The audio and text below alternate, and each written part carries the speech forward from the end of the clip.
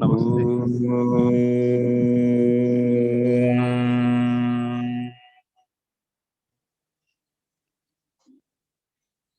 సహనావతు సహనౌ భునక్తు సహ వీర్యం కరవావహై తేజస్వినావదీతమస్తు మా విద్విషావహై. ఓం శాంతి శాంతి శాంతి.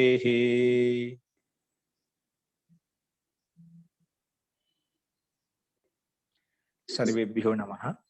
అందరికీ నమస్కారం అండి.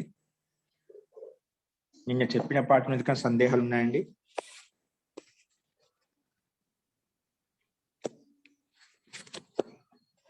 ఫస్ట్ మనము సమాధి పాదం అయిపోయిన తర్వాత సాధనా పాదం చెప్పుకుంటున్నాము. ఆ సాధనా పాదంలో ముందుగా సామాన్య వ్యక్తి కూడా యోగాభ్యాసం ఎలా చేయాలి అంటే క్రియాయోగం చేయమని చెప్పారు. క్రియాయోగం అంటే ఏమిటి అన్నప్పుడు తపః స్వాధ్యాయేశ్వర ప్రణిధానాన్ని క్రియాయోగ. తపస్సు స్వాధ్యాయం ఈశ్వర ప్రణిధానం చేయడాన్ని క్రియాయోగం అని చెప్పుకున్నాం ఇక్కడ. సో ఈ క్రియాయోగం చేయడం వలన, తపస్సు స్వాధ్యాయం ఈశ్వర ప్రణిధానం చేయడం వలన, ఈ క్రియాయోగం చేయడం ఏం కలుగుతుంది, ఏం లాభం వస్తుందంటే సమాధి భావనార్థ క్లేశ తనుకరణార్థశ్చ. సమాధి భావన కలుగుతుంది. సమాధి భావన అంటే ఆత్మ పరమాత్మ విషయాల పట్ల భావన కలుగుతుంది, శ్రద్ధ కలుగుతుంది, దాని పట్ల విచారం, మనకు అలా చేయాలి, అలా తెలుసుకొని జిజ్ఞాస భావన కలుగుతుంది.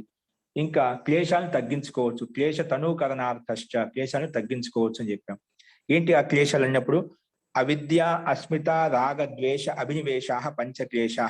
అవిద్య అస్మిత రాగము ద్వేషము అభినివేశం, ఇవి 5 క్లేశాలు అని చెప్పుకున్నాము. మరి ఈ క్లేశాల ఉత్పత్తికి స్థానం ఏంటి, ఈ క్లేశాలు ఎక్కడి నుంచి ఉత్పన్నమే, ఈ క్లేశాలు ఉత్పన్నం కావడం మూల కారణం ఏంటి అన్నప్పుడు దానికి సమాధానంగా అవిద్యా క్షేత్రం ఉత్తరేషం ప్రసుప్త తను విచ్ఛిన్నోదారాణం. ఈ అవిద్యా క్షేత్రం అనేది, అవిద్యా భూమి అనేది సర్వేషం అంటే ముందున్నటువంటి, ఉత్తరేషం అంటే ముందున్నటువంటి అస్మిత రాగము ద్వేషము అభినివేశ క్లేశాలు అన్నిటికీ కారణము. ఈ అవిద్య ఉంది కాబట్టి ఇవన్నీ క్లేశాలు ఉత్పన్నమయ్యాయి. అవిద్య తొలగించుకున్నప్పుడు ఇవి తొలగిపోతాయి. కాబట్టి ఈ అన్ని మిగిలిన క్లేశాలన్నిటి కారణము అవిద్య, మూల కారణం అవిద్య అని చెప్పుకున్నాం. కాబట్టి ఈ ఎలా ఉంటాయంటే ప్రసుప్త అవస్థలో, తను అవస్థలో, విచ్ఛిన్న అవస్థలో, ఉదార అవస్థలో ఉంటాయని చెప్పుకున్నాము. సరే, మరి ఇప్పుడు ఈ యొక్క అవిద్య యొక్క స్వరూపం ఏంటి? అన్ని క్లేశాలకు మూల కారణం అవిద్య అని చెప్పావు. ఈ అవిద్య యొక్క స్వరూపం ఏంటి అన్నప్పుడు అవిద్య యొక్క స్వరూపం ఇక్కడ ఏం చెప్పారంటే అనిత్య అశుచి దుఃఖ అనాత్మసు నిత్య శుచి సుఖ ఖ్యాతి అవిద్య అని చెప్పుకున్నాం. అనిత్య పదార్థం నిత్య ఖ్యాతి, అశుచి పదార్థ శుచి ఖ్యాతి, దుఃఖ పదార్థాల్లో సుఖ ఖ్యాతి, అనాత్మలో ఆత్మఖ్యాతి కలిగి ఉండటమే అవిద్య అని చెప్పుకున్నాము. మరి అస్మిత అంటే ఏమిటి? దృక్ దర్శన శక్తియో ఏకాత్మత ఇవ అస్మిత. దృక్ శక్తి అంటే జీవాత్మ యొక్క శక్తి, దర్శన శక్తి అంటే శరీరం అంటే బుద్ధి శక్తి, రెండింటిని ఒకే విధంగా భావించడం, ఒకే విధంగా అనుభూతిని పొందటమే. ఆ ఒకే భావన ఎప్పుడైతే ఉంటుందో, ఎప్పటి వరకైతే ఉంటుందో, అంతా నేనే అనే భావన ఎప్పుడైతే ఉంటుందో అదే అస్మిత క్లేశం అని చెప్పుకున్నాం. అంటే ఏకాత్మత ఇవ ప్రతీతి, ఒకే విధంగా శరీరం వేరు కాకుండా, జీవాత్మ వేరు అని చూడకుండా ఒకే విధంగా చూడటం, మొత్తం సంపూర్ణ శరీరమే పిండంగా భావించడమే. అట్లా నేను అనే భావన ఎప్పుడైతే ఉంటుందో అది అస్మిత క్లేశం అని చెప్పుకున్నాం. ఏకాత్మత ఇవ అస్మిత, ఒకే రూపంగా ప్రతీతి ఏదైతే కలుగుతుందో దాన్ని అస్మిత క్లేశం అని చెప్పాం. మరి రాగం అంటే ఏమిటి? సుఖానుషాయి రాగ. మనం అయితే సుఖాన్ని పొందామో వాటి పట్ల మళ్ళీ ఆకర్షణను పొందడము రాగము. దుఃఖానుషాయి ద్వేష. ద్వేషం అంటే ఏమిటంటే దుఃఖాన్ని అనుసరించేది, ఏదైతే దుఃఖానుభూతి పొందామో మళ్ళీ వాటి పట్ల ద్వేషభావం ఏదైతే ఉందో దాన్ని ద్వేషం అని చెప్పాము. మరి అభినివేశం అంటే ఏమిటి? అభినివేశం అంటే స్వరసవాహి విదూషో అపి తథారూఢో అభినివేశ. అభినివేశం అంటే మృత్యు యొక్క భయం. ఈ మృత్యు యొక్క భయం విదూషో అపి తథారూఢ. విద్వాంసుల్లో కూడా, యోగి సాధకుల్లో కూడా అది అదే విధంగా ఆరూఢమై ఉంటుంది, అందరినీ భయపెడుతూ ఉంటుంది, బాధని కలిగిస్తూ ఉంటుంది. ఎందుకు? ఈ వివేక్యాతి ఎవరికి కలగలేదు. ఆత్మ పరమాత్మ, ఆత్మ వేరు, ఈ శరీరం వేరు అనే భావన ఎప్పుడైతే రెండింటిని వేరువేరుగా చూడమో అంతవరకు మనకు ఈ మృత్యు యొక్క భయమే ఉంటుంది. అంటే వేరుగా చూడడం, ఒకటిగా భావిస్తుంది, శరీరం అంతా మనగా భావించుకుంటాం, నాదే అనే భావనలో ఉన్నాం. కాబట్టి ఈ అస్మిత క్లేశం ఉన్నంతసేపు ఈ అభినివేశ క్లేశం అనేది, మృత్యు యొక్క భయం అనేది అందరినీ వెంటాడుతూ ఉంటుంది. కాబట్టి ఈ మృత్యు యొక్క భయం పోవాలంటే ఈ ఆత్మతత్వాన్ని, ఈ శరీర తత్వాన్ని భిన్న భిన్నంగా చూసినప్పుడే మనకు ఈ భయం తొలగిపోతుంది. అని చెప్పుకున్నాం. సరే, అందుకే చెప్పారు ఇవన్నిటిని కూడా ఈ 5 క్లేశాలను సూక్ష్మం చేసుకోవాలి. ఎలా సూక్ష్మం చేయాలంటే పూర్తిగా మళ్ళీ ఉత్పత్తి కాకుండా ప్రకృతిలో విలీనం చేయాలి, పూర్తిగా నష్టం చేయాలి. అందుకే చెప్పాడు అంటే ప్రతి ప్రసవ హేయాహ సూక్ష్మాహ తే సూక్ష్మ పంచక్లేశాహ. ఈ 5 క్లేశాలు సూక్ష్మ తను చేయాలి. మనం చెప్పే సమాధి భావన, క్రియాయోగం చేయడం సమాధి భావన కలుగుతుంది. క్లేశాలు తగ్గించుకోవచ్చు అని చెప్పారు. ఏ రకంగా తగ్గించాలంటే ఆ రకంగా తగ్గించాలి, ప్రకృతిలో విలీనం చేయాలి. ప్రతి ప్రసవ హేయాహ, ప్రతి ప్రసవం అంటే మళ్ళీ ప్రసవ ఉత్పత్తి, మళ్ళీ ఉత్పత్తి స్థితి లేకుండా చేయాలి. అంటే ప్రకృతిలో పూర్తిగా లీనం చేయాలి, నష్టం చేయాలి అని చెప్పాం. ప్రతి ప్రసవ హేయాహ, ఆ రకంగా సూక్ష్మం చేసుకోవాలి. సరే, ఒకవేళ అది నష్టం కాలేదు, బీజ రూపంలో ఉన్నాయనుకోండి, వాటిని ఎలా నష్టం చేయాలి అన్నప్పుడు ధ్యాన హేయాహ తద్వృత్తయ. అప్పుడు ధ్యానం ద్వారా అంటే క్రియాయోగం ద్వారా అంటే వివేక ఖ్యాతి, వివేక జ్ఞానం ద్వారా, వైరాగ్యం ద్వారా వీటిని ధ్యాన వృత్తయ, ధ్యాన వృత్తి ద్వారా అంటే ధ్యానం ద్వారా అంటే క్రియాయోగం ద్వారా తద్వృత్తయ, ఈ పంచవృత్తులను 5 క్లేశాలను మనం తగ్గించుకోవాలి, అంటే వీటిని నష్టం చేసుకోవాలి అని చెప్పుకున్నాం. అంటే ఇది ఇంకో ఉపాయం చెప్పారన్నమాట. కాబట్టి సూక్ష్మం చేయాలంటే ఏం చేయాలి, ఏ రకంగా సూక్ష్మం చేయాలంటే దానికి ఒక ఉపాయం చెప్పారు. ధ్యాన హేయ, ధ్యానం ద్వారా అంటే క్రియాయోగం ద్వారా, వివేకం ద్వారా, ప్రసంఖ్యానమైనటువంటి ప్రకృష్టమైన జ్ఞానం ద్వారా వాటిని తగ్గించుకోవచ్చు. కాబట్టి ఈ క్లేశాలను తగ్గించాలంటే మనకి ముఖ్యమైనది జ్ఞానం అవసరము, విద్య అవసరం. విద్య ఉంటేనే అవిద్య తొలగిపోతుంది. కాబట్టి అప్పుడే మనం ఈ 5 క్లేశాలను తొలగించుకోవచ్చు అని చెప్పుకున్నాం ఇక్కడ. సరే, ఒకవేళ ఈ క్లేశాలు ఉన్నప్పుడు ఎటువంటి ఫలితాన్ని ఇస్తాయి మనకు? ఈ జన్మలో ఫలితాన్ని ఇస్తాయా, వచ్చే జన్మలో ఫలితాన్ని ఇస్తాయా అంటే క్లేశమూల, ఈ అవిద్యాది క్లేశములు ఉంటే, అవిద్యాది క్లేశములు ఉన్నప్పుడు ఏమొస్తా, ఎలాంటి స్థితి కలుగుతుందంటే అంటే క్లేశమూల కర్మాశయో దృష్ట అదృష్ట జన్మ వేదనీయ. ఈ క్లేశముల, అవిద్యాది క్లేశముల కర్మాశయం ఉంటే దృష్ట జన్మ వేదనీయ, అదృష్ట జన్మ వేదనీయ. ఈ జన్మలో కూడా ఫలితాన్ని ఇవ్వచ్చు, లేదా వచ్చే జన్మలో కూడా ఫలితాన్ని ఇవ్వచ్చు. సో వచ్చే జన్మలో ఎటువంటి ఫలితాన్ని ఇస్తుంది, ఎటువంటి స్థితి కలుగుతుందంటే దానికి సమాధానం మళ్ళీ సతిమూలే తద్విపాకో జాత్యాయుధ భోగాహ. ఈ మూలమైన అవిద్యాది క్లేశ మూలం కర్మాశ ఉన్నప్పుడు మనకు వచ్చే జన్మ, ఈ జన్మలో అయితే కొన్ని ఫలితాలు అనుభవిస్తాయి వెనకమ్మడే, కానీ కొన్ని వచ్చే జన్మలో ఫలితం వస్తుందంట. అంటే ఈ జన్మలో చేసిన కర్మాశాన్ని బట్టి మళ్ళీ వచ్చే జన్మ ఉంటుంది. ఆ వచ్చే జన్మలో ఎటువంటి జన్మ కలుగుతుంది అంటే క్లేశమూల సతీమూలే తద్విపాకో. సతీమూలం అంటే అవిద్యాది క్లేశమూలం కర్మాశ ఉన్నప్పుడు తద్విపాక, అది విపాక రూపంలో, ఫల రూపంలో ఏ విధంగా వస్తుందంట జాత్యాయుధ భోగాహ. జాతి రూపంలో, భోగ రూపంలో, ఆయు రూపంలో మనకు ఈ మూడింటిని కలిపి 3 ఒకటేసారి వస్తాయి. జాతి వస్తుంది, ఆయు వస్తుంది, భోగం వస్తుంది. అంటే జాతి మనిషి జాతి, పశు జాతి, వృక్ష జాతి, ఏ జాతి ఇవ్వాలి నీకు? ఆ ఏ జాతి నిర్ధారించబడిందో ఆ జాతిలో ఎంత ఆయువు ఉంటుంది, ఏ ప్రాణికి ఎంత ఆయువు ఇవ్వాలి అది నిర్ధారించబడుతుంది. తర్వాత ఆ ప్రాణికి ఎంత ఐశ్వర్యం ఇవ్వాలి, ఎంత ధన సంపత్తి ఇవ్వాలి, ఎంత జ్ఞానం ఇవ్వాలి, అది ఆ భోగం కూడా పరమాత్మ ఈ జన్మలో చేసినటువంటి కర్మాశయం అనుసారంగా, పుణ్య అపుణ్య కర్మాశయం అనుసారంగా ఈ జాతి ఆయు భోగం నిశ్చయిస్తాడు. ఓకే, అందుకే ఈ క్లేశముల కర్మాశయం ఉన్నప్పుడు ఆ విపాకం ఫలం అనేది అవుతుంది, జాతి ఆయు భోగ రూపంలో వస్తుంది. అవి ఎలా ఉంటాయి? జాతి ఆయు భోగ రూపంలో జాతి ఆయు భోగం ఇచ్చాడు. అవి ఎలా ఉంటాయంటే తే హ్రాద పరితాప ఫలాహ పుణ్య అపుణ్య హేతుత్వాత్.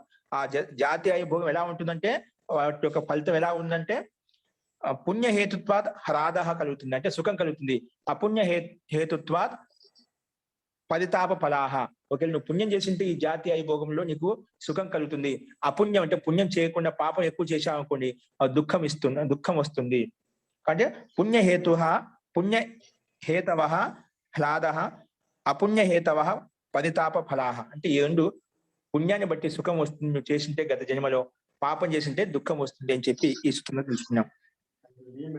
అదే ఇప్పుడు పుణ్యం చేయడం వల్ల సుఖం వస్తుంది చెప్పావు, హ్లాద కలుగుతుంది. పుణ్యహేతుత్వ హ్లాద, అపుణ్యహేతుత్వ పరితాప అని చెప్పావు. కానీ ఈ సుఖంలో ఏదైతే మనకు ఆ సుఖం అనుభూతిని పొందుతున్నామో ఆ సుఖంలో కూడా కొంతమంది యోగులు అక్కడ ఎందుకు దుఃఖం చూస్తున్నారు? పుణ్యం చేయడం వల్ల సుఖం వస్తుంది, పుణ్యం ధార్మిక అనుష్ఠానం చేసిన పుణ్యం వస్తుంది. సో ఇంత కష్టపడి ధర్మానుష్ఠానం చేయడం వల్ల సుఖం వస్తుంది, దాంట్లో సుఖం కోసం ప్రయత్నం చేశాము. మరి కానీ యోగులు ఎందుకు దాని ఆ సుఖంలో దుఃఖాన్ని చూస్తున్నారు? సుఖం అంటున్నాము, సుఖం కోసం ధర్మానుష్ఠాన కార్యాలు చేస్తున్నాము, పుణ్య పనులు చేస్తున్నాము, దానివల్ల సుఖం ఇచ్చాడు, భగవంతుడు ఇచ్చాడు. మరి దాంట్లో యోగులు, సాధకులు, జ్ఞానవంతులు ఎందుకు దాంట్లో దుఃఖాన్ని చూస్తున్నారు? సుఖంలో కూడా దుఃఖాన్ని చూస్తున్నారు, ఎందుకు చూస్తున్నారు అంటే దానికి సమాధానంగా పరిణామ తాప సంస్కార దుఃఖ గుణవృత్తి విరోధాచ దుఃఖమేవ సర్వం వివేకిన. ఆ వివేకవంతులు ఎందుకు చూస్తున్నారు అంటే సుఖంలో కూడా దుఃఖము, అవి పరిణామ దుఃఖము, తాప దుఃఖము, సంస్కార దుఃఖము, ఇంకా గుణ వృత్తి దుఃఖాలతో యుక్తమై ఉన్నాయి. అంటే సుఖంలో దుఃఖం మిశ్రితమై ఉంది. సుఖమే, కానీ సుఖంలో దుఃఖం కూడా అది అంటి పెట్టుకొని ఉందామంట. నువ్వు సుఖం అనిపించినావంటే, అందుకే చెప్పాము భూతాన్ని అనుపాత్య, అంటే భూతాలు అంటే ప్రాణులను పీడించకుండా బాధ పెట్టకుండా మన సుఖానుభూతిని పొందలేము, ముందు చెప్పుకున్నాం వ్యాస భాష్యంలో. కాబట్టి ఏదో ఒక ప్రాణికి హింస చేస్తేనే మనకు సుఖం కలుగుతుంది, సుఖానుభూతి కలుగుతుంది. కాబట్టి హింసాజన్యమైంది కాబట్టి శరీరము, కాబట్టి ఈ కర్మాశయం ఏర్పడుతుంది. కర్మాశయం ఏర్పడిందంటే కదా దానికి ఫలానుభూతి కూడా ఉంటుంది, సుఖ దుఃఖ ఫలానుభూతి ఉంటుంది. కాబట్టి అందుకే వివేకవంతులు ఈ సుఖంలో కూడా దుఃఖాన్ని చూస్తున్నారు. వివేకిన సర్వం దుఃఖమేవా. ఎందుకు? ఈ పరిణామ దుఃఖము, తాప దుఃఖము, సంస్కార దుఃఖము, ఇంకా అన్నిటికంటే ముఖ్యం గుణవృత్తి విరోధము. ఈ గుణాల్లోనే ఉంది. సత్వగుణము, రజోగుణము, తమోగుణం ఎప్పుడు ఒకే స్థితిలో ఉండవు, వీటిలో విరుద్ధత ఉంది. కాబట్టి ఈ గుణాల్లో మార్పులు వస్తూ ఉంటాయి, కాబట్టి పరిణామం చెందుతూ ఉంటుంది. కాబట్టి మనకు ఇది వివేకవంతులు, జ్ఞానులు ఇది కూడా సుఖంలో కూడా దుఃఖమే చూస్తున్నారు. అందుకే ఈ దుఃఖాన్ని తొలగించుకోవాలి. అందుకే ఇప్పుడు వచ్చిన దుఃఖాన్ని తొలగించుకోలేము, వస్తువున్న దుఃఖాన్ని తొలగించుకోలేము, లేదా జరిగిపోయిన దుఃఖాన్ని తొలగించుకోలేము. ఏ దుఃఖాన్ని తొలగించుకోవచ్చు, ఎలా చేయాలి, దానికి పరిష్కారం, దానికి సమాధానం ఏంటి? అందుకే దానికి సమాధానంగా హేయం దుఃఖం అనాగతం. ఏదో ఆ దుఃఖాన్ని అనుభవించామో దాన్ని ఏం చేయలేము, అనుభవించాల్సిందే. కర్మలు చేసామో దాన్ని అనుభవించాల్సిందే. ఏదైతే ఇప్పుడు వర్తమానం చేసాం అది ఆ దుఃఖం కూడా ఆరుడమైంది, వర్తమానంలో కూడా మనం అనుభవిస్తూ ఉన్నాం. కాబట్టి దీన్ని కూడా తొలగించుకోలేము, తత్క్షణమే వెంటనే తొలగించుకోలేము. మరి ఏది తొలగించుకోవచ్చు? అనాగతం దుఃఖం హేయం, హేయం దుఃఖం అనాగతం. అంటే ఏది తొలగించుకోవచ్చు అంటే అనాగతం దుఃఖం హేయం, రాబోయే దుఃఖాన్ని తొలగించుకోవచ్చు. ఇప్పుడు వర్తమాన పరిస్థితిని బట్టి భూతకాలం జరిగినటువంటి స్థితిని మనం శిక్షణ పొంది వర్తమానం జరుగుతున్న స్థితిని మనం అర్థం చేసుకొని అనుభవం ద్వారా ఇలా చేస్తే ఇలా జరిగింది, ఇలా చేస్తే ఈ విధంగా జరిగిందని చెప్పి ఆ అనుభూతి ద్వారా, సుఖానుభూతి కావచ్చు, దుఃఖానుభూతి కావచ్చు, దానికి అనుభూతి ద్వారా నెక్స్ట్ రాబోయే దుఃఖాన్ని మనం తొలగించుకోవచ్చు. అందుకే హేయం దుఃఖం అనాగతం, ఈ దుఃఖాన్ని తొలగించుకోవాలి. సో మరి దుఃఖానికి కారణం ఎందుకు తొలగించుకోవాలి? ఈ దుఃఖానికి కారణం ఏంటి? దుఃఖానికి కారణం అంటే ఏమిటి అన్నప్పుడు ద్రష్టృ దృశ్యయో సంయోగో హేయ హేతు. ద్రష్ట అంటే జీవాత్మ, దృశ్య అంటే బుద్ధి శక్తి, అంటే శరీరం యొక్క శక్తి. వీటిని యొక్క సంయోగమే ఈ బుద్ధికి జీవాత్మ సంయోగం ఎంతవరకు అయితే ఉంటుంది. బుద్ధి చిత్తం. ఇక్కడ ఆ బుద్ధికి, చిత్తానికి, మనసుకి లేదా శరీరానికి ఎప్పుడు సంయోగం ఉంటుందో అదే ఈ దుఃఖానికి కారణము. సంయోగ హేయ హేతు. ఈ దుఃఖానికి కారణం ఎందుకు తొలగించుకోవాలంటే ఈ సంయోగం ఉన్నంతసేపు ఈ దుఃఖం వస్తూ ఉంటుంది. కానీ ఆ దుఃఖానికి పరిష్కారము సంయోగ, ఆ సంయోగాన్ని తొలగించుకోవాలి. అందుకే సంయోగం ముఖ్య కారణము. దుఃఖానికి కారణం అంటే సంయోగము. ఏ సంయోగము? ద్రష్ట జీవాత్మ శరీరం యొక్క సంయోగమే ఈ దుఃఖానికి కారణము అని చెప్పుకున్నాం. కాబట్టి ఇవి ఎలా ఉంటాయంటే ప్రకాశ క్రియాస్థితిశీలం భూతేంద్రియాత్మకం భోగాపవర్గార్థం దృశ్యం. ఇక సూత్రంలో ద్రష్టి దృశ్యయో సంయోగో హేయ హేతు అని చెప్పావు. ద్రష్ట జీవాత్మ, దృశ్యం అంటే ఈ శరీరం ద్వారా ఉత్పన్నమైన బుద్ధి, చిత్త, అహంకారం ఏవైతే ఉన్నాయి అవన్నీ కూడా ఇవి దృశ్యం అన్నమాట. వీటి యొక్క స్థితి కలిసి ఉండడం, సంబద్ధంగా యుక్తంగా ఉండడం వల్ల మన సంయోగం కలిగింది. ఆ సంయోగం ఉందంటే ఈ దుఃఖం కూడా ఉంటుంది. కాబట్టి ఇవి ఎలా ఉంటాయంటే ప్రకాశ క్రియా స్థితిశీలం భూతేంద్రియాత్మకం భోగాపవర్గార్థం దృశ్యం. ఈ దృశ్యం ఎందుకు వచ్చిందంటే, శరీరం ఎందుకు వచ్చిందంటే నీ భోగము అపవర్గం కలిగించడం కోసం పరమాత్మ యుక్తం చేశాడు, జీవాత్మతో సంబద్ధం చేశాడు. ఎందుకు? భోగము అపవర్గం కలిగించడం కోసమే. నువ్వు చేసిన పుణ్యకర్మాలకు భోగాలు అనుభవించడం కోసం, పాపకర్మాలను దుఃఖాలు అనుభవించడం కోసం. ఇంకా భోగం అంటే ఇక్కడ పరమానంద భూతి, సదా అంటే నిత్యానంద అనుభూతిని కూడా, భోగాన్ని అనుభవించడం కోసం కూడా ఈ దృశ్య జగత్తు ఇచ్చాడు. అంటే ఈ బ్రహ్మాండం అంతా, ఈ శరీరాన్ని, ఈ చిత్తము, అహంకారం, మన బుద్ధి, అహంకారం ఏవైతే ఉన్నాయి, పంచేంద్రియాలు, పంచభూతాలు ఏవైతే ఉన్నాయో ఇవన్నీ కూడా జీవాత్మకు కళ్యాణం చేయడం కోసమే. అంటే భోగాన్ని, అపవర్గాన్ని, అంటే మోక్షాన్ని ఇవ్వడం కోసమే ఈ దృశ్య జగత్ అంతా కనిపిస్తుంది అని ఇక్కడ మనం చెప్పుకున్నాం. కాబట్టి ఆ దృశ్య జగత్ ఏ రకంగా ఉంది? సరే, ఈ దృశ్య జగత్ అంటే శరీరము, బుద్ధి, చిత్తం, అహంకారం, ఇంద్రియాలు, జ్ఞానేంద్రియాలు, పంచ కర్మేంద్రియాలు ఇవన్నీ ఇచ్చారు. వీటి యొక్క సంయోగం ద్వారా మనకు భోగము, అపవర్గం కలుగుతాయని చెప్తున్నాం. కానీ వీటి యొక్క ఈ దృశ్య జగత్తులో ఉన్నటువంటి పంచభూతాలు ఏవైతే ఉన్నాయో, తన్మాత్రలు ఏవైతే ఉన్నాయో, వీటన్నిటికి కారణం ఏంటి? వీటి యొక్క స్వరూపం ఏంటి? ఇప్పుడు దృశ్య జగత్తు గురించి ఇది సత్వగుణాత్మకమైనటువంటిది, భూతేంద్రియాత్మకమైనది ఈ దృశ్య జగత్తు అంతా అని చెప్పావు. కానీ ఈ గుణాల యొక్క స్వరూపం ఏంటి? సత్వగుణము, రజోగుణము, తమోగుణం అంటున్నావు. ఈ మూడు గుణాల యొక్క సామ్యావస్థ ప్రకృతి అని చెప్పావు. కానీ ఈ గుణాల యొక్క స్వరూపం ఏంటి? ఈ గుణాల ద్వారా మనకు ఈ పంచభూతాలు, తన్మాత్రలు, ఇంకా ఇంద్రియాలు ఇవన్నీ ఎలా ఏర్పడతాయి? భూతేంద్రియాత్మక ఎలా ఏర్పడుతుంది? వీటి యొక్క స్వరూపం ఏంటి? అన్నప్పుడు మనం ఈరోజు చెప్పుకోబోతున్నాం. ఏం చెప్పుకోబోతున్నాం? ఈ దృశ్య జగత్తు యొక్క అంటే బ్రహ్మాండం యొక్క స్వరూపం ఎలా ఉత్పన్నమైంది, ఆ బ్రహ్మాండంలో ఉన్నటువంటి పంచభూతాలతో ఈ శరీరం ఎలా ఉత్పన్నమైంది, వాటి యొక్క ప్రక్రియ ఇప్పుడు మనం చెప్పుకోబోతున్నాం. అంటే సత్వగుణం, రజోగుణం, తమోగుణం యొక్క స్వరూపం ఏ రకంగా, వాటి యొక్క యథార్థ స్వరూపం అంటే ఏంటి అనేది ఇక్కడ మనం చూస్తున్నాం. చూసుకోండి 19వ సూత్రము. 19వ సూత్రము వ్యాసభాష్యము కంటే ముందుగా మహర్షి పతంజలి ఏం చెప్తున్నారంటే అది మీ స్క్రీన్ మీద చూసుకోండి. విశేష అవిశేష లింగ మాత్ర అలింగాని గుణ పర్వాణి. ఏంటండి? విశేష అవిశేష లింగ మాత్ర అలింగాని గుణ పర్వాణి అంటే ఈ దృశ్యం యొక్క స్వరూపం, దృశ్య గుణాలు ఉన్నాయి కదా, దృశ్య గుణాలు సత్వగుణం, రజోగుణం, తమగుణం యొక్క స్వరూపం ఎలా ఉంటుంది దాన్ని వ్యాఖ్యానిస్తున్నాయి ఈ సూత్రం ద్వారా చెప్పుకుంటామంట. ఏం చెప్తున్నారు? విశేషము అవిశేషము లింగ మాత్రము అలింగ ఇవి ఏవైతే గుణాలు ఉన్నాయో అంటే ఈ సత్వగుణం, రజోగుణం, తమగుణానికి అంటే ప్రకృతికే ఇవన్నీ గుణాలు అనమాట. అవి ఒక్కొక్కటి వ్యాఖ్యానించుకున్నాం. ఇప్పుడు ఈ 4 గుణాలు ఏవైతే ఉన్నాయో ఇవి 4 విభాగాల కింద చేసామంట. గుణ పర్వాణి. ఈ గుణాలు ఏంటివి? విశేషము అవిశేషము లింగము అలింగము. ఈ గుణాలు గుణ పర్వాణి అంటే ప్రకృతికే విభాగాలు, 4 భాగాలు అనమాట. ఈ గుణాలకే 4 విభాగాలు అని చెప్పుకున్నామట. ఈ దృశ్యం జగత్తు ఏదైతే ఉందో సత్వగుణము, రజోగుణం, తమగుణం యొక్క స్థితిని ఎన్ని రకాలు విభజించారో 4 రకాలు విభజించారు. ఏ రకంగా? ఒకటి విశేషము, రెండోది అవిశేషము, మూడోది లింగ మాత్రము, ఇంకా అలింగము. ఈ గుణాలు 4 భాగాలుగా విభజించారు. అందుకే ఏ గుణ పర్వాణి. పర్వం అంటే విభాగాలు, పర్వం అంటే ఇక్కడ విభాగాలు. ఓకే, అవి ఏంటివి అనేది మహర్షి వ్యాస్ ఇక్కడ ఒక్కొక్క తత్వాన్ని తీసుకొని విశేషం అంటే ఏమిటి, అవిశేషం అంటే ఏమిటి ఇక్కడ వ్యాఖ్యానిస్తున్నారు. చూడండి.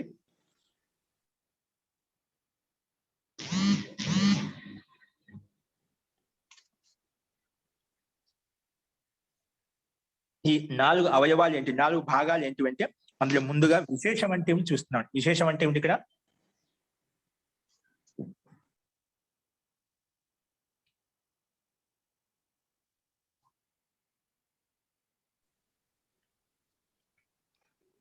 చూసుకోండి వ్యాస భాష్యంలో.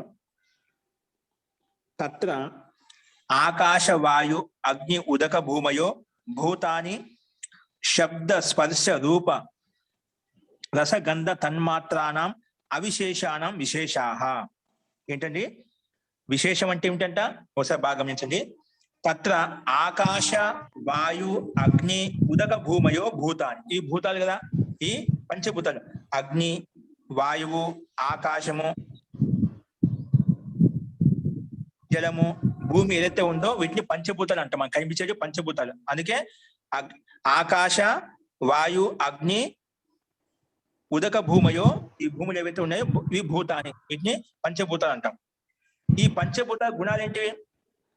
శబ్ద స్పర్శ రూప రస గంధ తన్మాత్రానాం అవిశేషానాం విశేష. అంటే ఇది శబ్దము, స్పర్శము, రూపము, రసము, గంధము ఇవి తన్మాత్రలు అంటాం. ఈ అవిశేషాలకు ఇవి విశేషమైనవి ఈ పంచభూతాలు. అవిశేషాలు అంటే ఏమిటండి? అవిశేషం అంటే వ్యక్త అవస్థ లేదన్నమాట. అంటే ఇప్పుడు రూపము, రసము, గంధము అనేటివి ఇవి వ్యక్త అవస్థలు లేదు, అంటే అభివ్యక్తి అవస్థ లేదు, అంటే స్వరూపం స్పష్టంగా లేదు. అందుకే దాన్ని అవిశేషం అని చెప్పాం. విశేషం అంటే పంచభూతాలు. అగ్ని స్పష్టంగా కనిపిస్తుంది, అభివ్యక్తం అవుతుంది. జలం కూడా స్పష్టంగా అభివ్యక్తం అవుతుంది, మనకు దాని యొక్క స్వరూపం కనిపిస్తుంది. ఆకాశం కనిపిస్తుంది. ఇలా అభివ్యక్త రూపాలు అన్నమాట. అందుకే విశేషమైనవి ఈ పంచభూతాలు. ఏంటివి? విశేషాలు. ఎందుకు? స్పష్టంగా అభివ్యక్తం అవుతున్నాయి. వాటి యొక్క స్వరూపాన్ని మనం దర్శిస్తున్నాము, గ్రహిస్తున్నాము. కానీ వాటి యొక్క గుణాలు ఏమి ఉన్నాయి? ఇప్పుడు ఆకాశంలో శబ్ద గుణం ఉంది. ఆ శబ్ద గుణాన్ని శబ్దాన్ని గుణాన్ని దాని యొక్క స్వరూపం దర్శిస్తున్నామా? దర్శించడం లేదు. అంటే వినికిడి శక్తి ఉంది కానీ దాని యొక్క స్వరూపం స్పష్టంగా లేదనమాట. అందుకే ఇవి సూక్ష్మంగా ఉంటాయి. అందుకే అవిశేషం. ఏవైతే వ్యక్తావస్థలో లేవదని సూక్ష్మం అంటాము. అంటే పంచభూతాల కంటే కొంచెం సూక్ష్మమైనటివి. అందుకే ఈ శబ్దము, ఇంకా ఆకాశంలో శబ్దం ఉంటుంది, వాయువులో స్పర్శ ఉంటుంది, అగ్నిలో రూపం ఉంటుంది, నీటిలో ఉదకం అంటే నీటిలో రసం ఉంటుంది, అదేవిధంగా భూమిలో గంధగుణం ఉంటుంది అన్నమాట. ఇవన్నీ కూడా అవిశేషాలు. అందుకే వీటిని తన్మాత్రలు అని చెప్తామట. తన్మాత్రం అవిశేషణం. ఈ అవిశేషమైన తన్మాత్రలకు విశేష. ఈ భూతాన్ని అంటే ఈ పంచభూతాలు విశేషమైనటువంటివి అని చెప్పుకున్నాం. ఓకే, స్పష్టమైందండి. ఈ శబ్ద స్పర్శ రూప రస గంధ తన్మాత్రలకు ఇవి కొంచెం సూక్ష్మంగా ఉన్నాయి కాబట్టి ఈ అవిశేషాలు అని చెప్పాం. ఈ అవిశేషాలకు ఇవి విశేషమైనటువంటివి, అంటే వ్యక్తంగా అభివ్యక్తం అవుతున్నాయి, స్పష్టంగా అభివ్యక్తం అవుతున్నాయి, విశేషాహ అని చెప్పాము. నెక్స్ట్ ఏంటివి? తథ అలాగే శ్రోత్ర త్వక్ చక్షుర్ జిహ్వా గ్రాణాని బుద్ధీంద్రియాని, బుద్ధి ఇంద్రియాని ఏంటివంట? శ్రోత్రంలో చెవులు, త్వక్ అంటే చర్మం, చక్షు కళ్ళు, జిహ్వ నాలుక, గ్రాణం అంటే వాసన గంధం, ఇవన్నీ బుద్ధి ఇంద్రియాని. ఇంకా ఇంకోటి తత్వం అంటే బుద్ధి. ఇవన్నీ ఇంద్రియాలు అన్నమాట, బుద్ధింద్రియాని. ఇంకా ఏమున్నాయి? ఇవి జ్ఞానేంద్రియాలు. ఇవి ఈ 5 జ్ఞానేంద్రియాలు. నెక్స్ట్ అంటే వాక్ పాణి పాద పాయు ఉపస్థాని కర్మేంద్రియాని, ఈ 5 కర్మేంద్రియాలు. వాక్కు అంటే వాక్కు, పాణి అంటే వాక్ పాణి చేతులు, పాద వాక్ పాణి పాద పాయు ఉపస్థాని అంటే మన కర్మేంద్రియాలు, ఈ పాదాలు, చేతులు, ఇంకా ఉపస్థింద్రియం మూర్తేంద్రియం మలేంద్రియం ఏవైతే ఉన్నాయో ఈ మొత్తం కర్మేంద్రియాలు అని చెప్పామట. ఇవి 5. ఇంకా పంచ జ్ఞానేంద్రియాలు 5, తర్వాత బుద్ధి ఒకటి చెప్పారు, అది ఒకటి 11వ ఇంద్రియం అంట. అది చెప్పాడు కింద. ఏకాదశం మనః సర్వార్థం, ఏకాదశ మనః సర్వార్థం అంటే పంచ జ్ఞానేంద్రియాలకు, అంటే శ్రోతత్వ చక్షు జిహ్వాలకు, ఇంకా వాక్ పాణి పాయు ఉపస్థాలకు కూడా ఇది ఏంటి? ఏకాదశ మనః సర్వార్థం, అన్నిటి కోసం ఇది ఉందామట. అంటే ఈ పంచ జ్ఞానేంద్రియాలు పంచ కర్మేంద్రియాలు పనిచేసేటువంటి అన్నిటికీ కూడా ఇదేంటి? ముఖ్య ఆధారమైనటువంటి వీటి సంకేతం మన ద్వారా తెలుస్తూ ఉంటాయి. అందుకే సర్వార్థం అన్నిటి కోసం ఉందన్నమాట. ఏకాదశం 11వ ఇంద్రియం ఏంటి? మనః. ఇది కూడా మనసు కూడా ఇంద్రియమే. ఈ విధంగా అయితే జ్ఞానేంద్రియాలు కర్మేంద్రియాలు ఉన్నా, అలాగే ఇది కూడా ఒక ఇంద్రియం అని చెప్పాం. ఓకే, అందుకే ఏకాదశం మనః సర్వార్థం ఇది ఏతాని అస్మితా లక్షణస్య అవిశేషస్య విశేషాః. ఇవన్నీ కూడా ఎవరికి విశేషాలంట? అస్మిత. అస్మిత అంటే అహంకారం. అస్మిత తత్వానికి ఇవి విశేషాలు. అంటే అస్మిత తత్వం సూక్ష్మమైంది.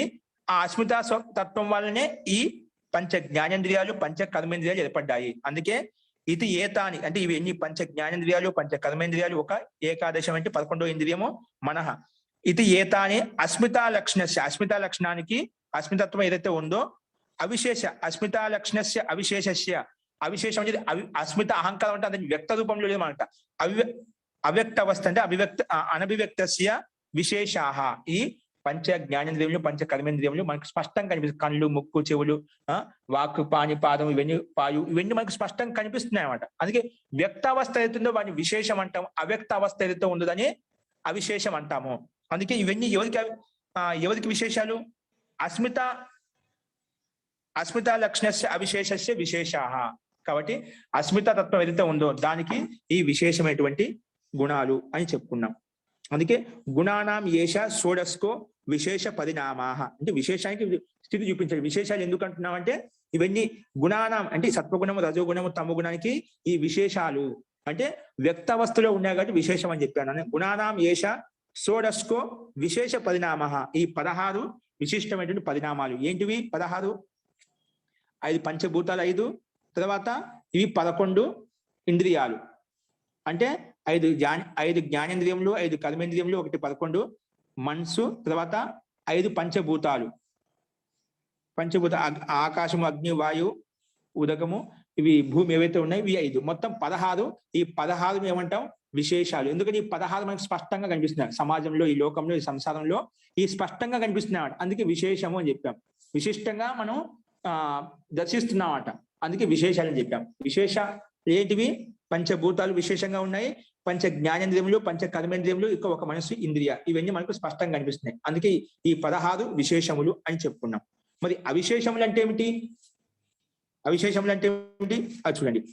షడ్ అవిశేష. అవిశేషాలు ఏంటివి? అవి కూడా 16, అవి 6 అంటాం. ఈ అవిశేషములు 6 ఉన్నాయి. విశేషములు 16, అవిశేషములు 6 అంట. షడ్ అవిశేష ఏంటివి? తద్యత. ఎలాగంటే ఇవి శబ్ద తన్మాత్రం, స్పర్శ తన్మాత్రం, రూప తన్మాత్రం, రస తన్మాత్రం, గంధ తన్మాత్రం చ ఇతి ఏక ద్వి త్రి చతుస్పంచ లక్షణాః శబ్దాదయః పంచ విశేషాః. పంచ అవిశేషాః. ఇవి 5 ఈ పంచ అవిశేషాలంట. ఇవి ఏంటి? 5 అవిశేషాలు. షష్టశ్చ 6వదేంటి?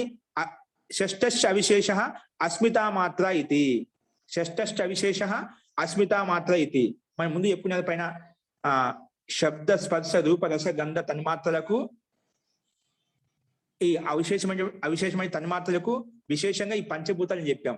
తర్వాత అస్మిత లక్షణానికి ఈ పంచ జ్ఞానేంద్రియాలు పంచ కర్మేంద్రియాలు మొత్తం 6 కదా.